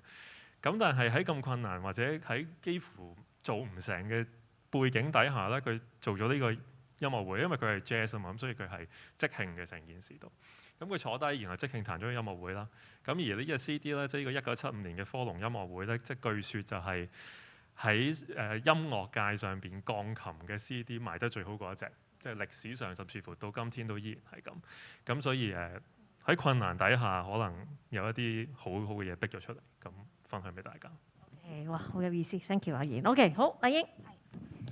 咁我哋手上呢個咧就係珍珠奶茶嚟嘅，但係因為珍珠奶茶賣晒咧，所以我就用咗個 lemon 嚟代替。咁珍珠奶茶我生命中好重要，因為佢係我生活取得我好勁啊，或者我好煩躁嘅時候咧，咁我飲一杯我就會即刻改變咗個心態啊，係啦。咁所以我都會想將呢一樣嘢送俾你哋，即係呢一個可能係我個信仰或者係一個精神咁啊，希望大家可以喺好困難嘅生活中揾到你哋自己一點甜。咁啊，去令自己心態可以有一個好好嘅改變，就係咁啦。Thank you。OK， 到阿法師。我想補充一下咧，你講嗰個咧係佢個琴有一啲音咧係冇聲嘅，所以咧佢喺表演嘅時候咧，佢要好大力咁樣撳落去。咁而因為佢好投入啊，即係個過程裏邊，係反而佢嗰次嘅演出咧係有史以來係最好嗰次，就係因為佢要克服嗰個困難。咁但係因為當然佢技巧高，所以佢可以做得到，所以呢個係好出名嘅一個演唱會嚟。好啦，咁跟住講我嘅神器咧，其實就係一張情緒急救簡易法。咁就我已經講咗㗎啦，其實頭先就係不過咧，就因為大家可能聽完之後唔係好記得㗎嘛，咁所以咧我就有一張卡，你打開嚟睇嘅時候咧，你就知道哦，原來有情緒生起嘅時候。1、2、3個好簡單嘅方法就做得到啦。咁另外咧就隨呢張卡附送嘅咧，就有4張心意卡。哦，係啊。咁呢4張心意卡咧就係我啦，就同埋我哋3位深呼吸大使，就係梁詠琪、江文慧同埋周嘉怡。咁咧就係親手寫嘅，中英對照，就係一啲我又唔好意思話係金句，但係金句大家會明啲啊嘛，因為係我講啊，咁啊話金句好似好，總之係一啲説話係你生活裏邊有用嘅，咁啊再加埋一張label，即係一張貼紙啦，就透明嘅，咁啊可以貼喺任何地方提醒你自己嘅。咁當然即係話其實你得到呢樣嘢唔係等於你可以做得到嘅，咁啊點樣先可以做得到咧？咁呢度又有個 QR code 就話俾你聽。係下載呢個停一停深呼吸呢個 app， 你喺練習咧就得啦。好。OK， 好唔該晒啊，法師。OK， 好。點解頭先佢哋咁興奮咧？因為咧，其實陣間咧會係想送俾現場嘅一啲觀眾嘅。咁但係你知啦，有啲就唔得㗎，真係得一本啊咁。咁所以咧，我想而家呢個時候咧，就其實都有啲問題想大家分享。咁啊，陣間如果有分享嘅朋友咧，咁我哋就可能佢哋就會送俾你哋㗎啦。咁係咪好似好開心啊？有禮物收咁。OK， 想問一問 OK， 而家咧就一時間咧就我哋叫 Q&A 時間啦。咁但係其實除咗 Q&A， 我亦都可以大家based on頭先我哋所講嘅問題，即係生活裏邊其實你哋都會有好多唔同嘅轉變，有好多困難。你哋有冇啲乜嘢方法可以話俾我聽 share 俾我聽？你點樣？你有冇啲生活上嘅神器咧？等等。OK， 有人舉手喎？即刻幾快？好想一陣你可以揀睇要邊個人禮物啊？定係冇得揀 ？OK， 你講先。係 ，hello 各位。hello。我就覺得常法師講嗰個好咧，我認同嘅。咁因為我本身我都係啱啱翻嚟加拿大，即係我由加拿大翻嚟香港。咁其實外國嘅教育咧就好唔同香港。可唔可以近少少啊？個咪，你近少少，唔係即係你。即係外國嘅人咧。佢嘅孩子做乜都係啱嘅，所以你見到個分別就係要欣賞。講完。好 ，thank you， 要多啲欣賞自己，多啲欣賞別人。OK，thank you， OK， 好，有冇啲可以問題都得嘅，或者頭先based on我哋講嘅 change 啊等等嘅 topic， 有冇人想講啊？冇嘅。通常呢啲咧，一話最尾2分鐘，大家就不斷係咁舉手㗎啦，我都知道。有冇啊？冇咗佢哋啲禮物就拎翻屋企㗎咯。OK，thank you， 唔該晒。我企起身講。Hello， 我想請教常林法師嘅，因為咧頭先你講話喺適當嘅時候做適當嘅嘢係非常之 inspiring 啦。咁我想請教咧，其實喺日常生活中，作為一個普通人，點樣會知道咩嘅時機係啱嘅咧？咁樣其實我頭先答咗㗎咯喎，我都係一個普通人嚟嘅。我冇乜圍巾。就係話慧根唔夠，唔好意思，師傅。喺適當嘅時候就係適當嘅時候啦。咁點解咁講咧？頭先冇解釋到嘅，咁啊因為咧係呢個乜嘢係適當嘅時候咧，係自己先知嘅，係冇人話到俾你聽嘅。因為如果我依家話俾你聽，依家係適當嘅時候做乜嘢啊？可能喺你嚟講唔係啊。即係其實有啲嘢咧係我哋以為自己係啱晒咧，其實又未必嘅。又或者以為對方應該要咁樣，其實又未必。我依家即刻舉一個例，我同阿賢面對面，咁我話俾你聽，我哋嘅觀眾係喺左手邊嘅。嗱，我係100% 啱㗎嚇，但係喺佢嚟講咧，佢會覺得我100% 錯喎，因為佢嘅觀眾係喺右邊㗎嘛。咁如果我哋大家都唔喺對方嘅立場喺嗰度諗，淨係堅持己見咧，就嗌餐死㗎啦。其實而家香港又好，全世界都好，我哋嘅爭執就係來自呢樣嘢，係覺得自己係絕對啱，而唔喺對方嘅立場嗰度諗，而甚至咧係抹黑對方。梗係啦，佢我都諗唔到，即係好難諗，好難舉例啊，因為我諗唔到嗰一樣嘢㗎，唔知點解。好啦，總之就係咁樣。咁咪有問題咯。咁所以咧，適當嘅時候咧係要你自己清楚。但係點樣先會清楚咧？就一定要你自己嗰個覺察能力夠強啊！點樣先可以令到覺察能力夠強咧？就係你 download 咗呢個 app 之後，好犀利啊，法師！嗱 download 咗都唔得㗎喎，你仲要練。咁啊練係嗱，風水佬呃你10年8年。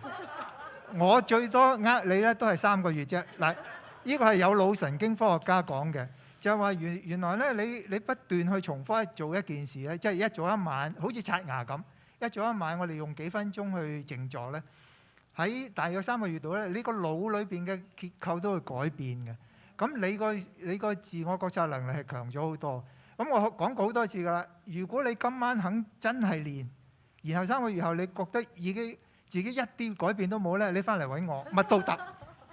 OK， 好 ，thank you， 唔該晒。OK， 好 ，OK， 好，仲有冇人問問題 ？OK， 好，最後一位啦，唔該。係聽唔聽到我把聲啊？聽到。係你好啊，我想問麗英嘅其實，咁係其實我都係小薯茄嘅好耐嘅 fans 啊，我係阿 Sir 啊 William Sir 啊，係啦。你好啊 William。你好啊，你好，係啦，冇嘅，我想問一個問題就係。即係你依家呢個年紀，可能喺小薯茄又好，喺影視有好多闖蕩啦咁樣。我想問，如果俾一個機會你同5年前嘅自己講一句嘢，同5年後嘅自己講一句嘢，你會講咩？同5年前嘅自己呢，我會叫佢勇敢啲，我會叫我自己，因為發覺自己係因為太多時候質疑啦，對自己嘅冇自信而錯過咗好多機會，而係啦 miss 咗好多爆發我潛能嘅時刻。唔好意思，太激動，因為太遲爆發，因為係咯，即係我會叫以前細個自己，真係要再 open mind 啲去試多啲嘢，去睇多啲嘢。咁我覺得我今日會再勁啲，再靚啲咯，係。咁5年後嘅自己，我會同佢講，做得好好。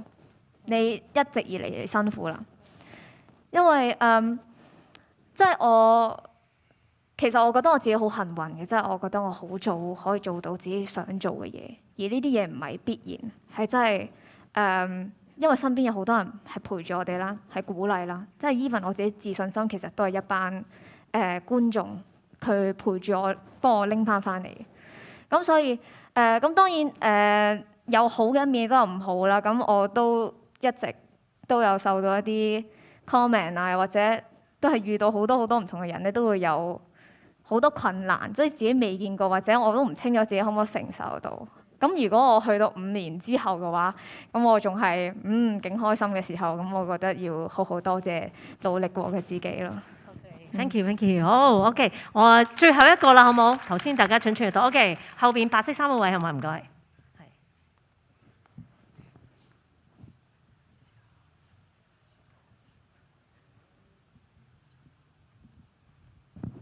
我係想問 ÉLAN 嘅，我覺得你好勁啦，因為你可以覺得可以擺低自己，要人哋認識自己嗰面，認為嗰個先至係真自己，而係能夠可以接受其他人都可以用其他嘅角度去睇你，而去同其他人 connect 得到。我覺得呢個係好叻嘅。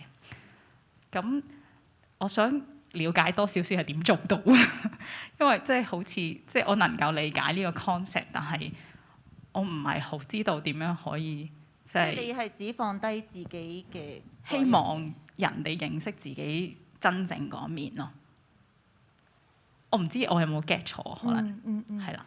喂，首先我覺得我只係一個平凡人啦，我冇將自己一直以嚟睇到自己係覺得係一個 artist， 因為透過鏡頭睇係真係會放大咗好多嘢㗎嘛，或者有咗距離之後將所有嘢係有好遠。但我記得 Olivia 講嗰樣嘢，其實實物遠大啦，即係其實我咪就係一個平凡人啫嘛。我只不過係我記得啊，只不過係呢個社會、呢個地球、呢個香港裏面其中一個人。咁我要做自己，即係做自己認為有價值同可以 connect 到人哋嘅嘢啦，或者自己中意嘅嘢啦。即係我純粹一個係咁樣嘅諗法。所以當我冇睇到自己係一個特別嘅人嘅時候，我放低自己都覺得唔係一個難度咯。即係呢個係我唔知呢個算唔算係一個即係解答到你嘅問題啦。OK， 好 ，thank you。阿 Paul 呢個問題，我諗你可以俾啲意見係咪啊？其實都好難答嘅呢個問題，不過嘗試用故事去解答問題啦。咁樣 M+ 咧，大家有冇去到啊？有一個 display 咧，咪有一個 artist 邀請每一個人用一嚿泥去做一個公仔嘅，跟住而家入邊有幾萬個公仔擺晒喺地下嗰度。咁我前幾日先去完，突然間有個諗法就係，其實我哋咪就係咁咯。當你升高勾咗一嚿嘢出嚟嗰陣時，你就覺得自己好特別。但係你擺埋一齊嗰陣時，其實咪就係嗰幾百萬嚿嘢其中一嚿嘢咯。咁當你可以拉闊個世界，點解我個 talk 會講將來嘅嘢咧？就係其實once將自己 zoom in 咗之後，你拉翻去 zoom out 咗咧，好多嘢都冇煩惱嘅，其實就可以放低好多嘢嘅咁樣咯。咁呢個我希望簡單啲地答，因為呢個問題都好複雜。OK，thank you， 好好啊 Paul， 唔該晒。好啦，咁點解頭先佢哋咁開心咧？就係因為真係佢哋會將佢哋嘅禮物咧係會送俾頭先有發表意見或者問問題嘅朋友。咁但係阿法師咧就好大方嘅，係咪啊？法師，你會將呢個禮物係咪每個人都有㗎？你？係啊，係咪啊？係啊，咁佢就會喺出邊一陣間咧，就會大家可以攞到法師個 QR code 㗎啦。OK， 好啦 ，OK， 咁OK， 而家咧就最後咧就真係嚟到我哋尾聲啦。咁大家記唔記得你呢張卡啊？用過一次啫嘛，係咪？咁但係唔係嘅。咁咧其實咧就有一面咧就係綠色，一邊就紅色。咁咧我哋好 encourage 大家，呢個係 mission 卡 ，yes and mission 卡。咁咧一面咧綠色，一邊紅色。紅碧色咧就希望你可以寫低一啲嘢。其實你係停止自己做一啲嘢，嗰樣嘢係乜嘢咧？可能你覺得係對自己唔好嘅嘢，或者係對個世界唔好嘅嘢。譬如可能你停止污染嘅地球嘅，咁或者停止用太多嘅塑膠嘅，或者係停止我唔食煙嚇，或者停止一啲鬧自己啊一啲負面嘅思想，或者今日你聽完之後你就好 inspire 到你，有啲嘢可以停止嘅。另外呢邊咧，綠色呢邊咧就 yes， 即係話咧你可以做一啲嘢嘅。OK， 可以譬如好簡單嘅嘢，即係唔係頭先講話要即係好轟轟烈烈嘅，可能好簡單，生活上一啲嘅小嘅嘢，可能你每日就帶住微笑出街啦，或者好似有法師頭先講每日我都要深呼吸一下啦，係咪停一停啦？又或者有時係你會覺得甚至係我要同屋企人傾下偈啊，或者會用1分鐘去讚賞下自己，甚至好簡單就飲多啲水，做多啲運動。食多啲健康嘅嘢得咗。咁咧呢樣嘢咧，希望你哋可以翻屋企，或者一陣間完咗之後咧，你哋可以喺度寫低，然之後係你自己一個嘅印記。OK， 就係咁啦。OK， 好簡單。咁而家到我哋真係到最後環節，咁咧冇啦。大家有冇嘢最後想講？有冇？冇啦，係咪啊 ？OK， 咁我就邀請大家。咁咧，希望大家可以同我做一個少少嘅一個嘅 action， 就係拎住呢張卡 ，OK？ 咁我一陣間咧就會問你哋 Can we make a change？OK？ 然之後我哋可以拎住綠色嗰邊啦，唔係紅色嗰邊。然之後我哋講3聲 yes and yes and yes and 咁啦，好嘛？好似我以前做兒童劇啲小朋友一樣，好聽話佢哋都。咁啊嗱，我試一記住大聲啲喎，試下啲聲得唔得先？唔該。Yes and yes and yes and，OK，ready， 1、2、3。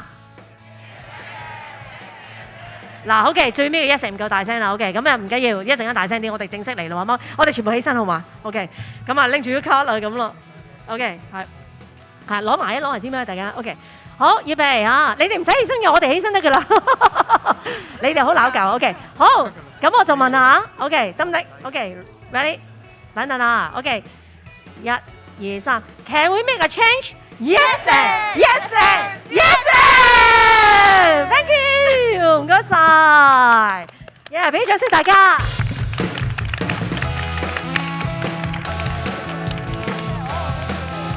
直播就完咗啦。OK， 好，咁我哋呢個咧直播就完咗㗎，坐低啦，可以大家。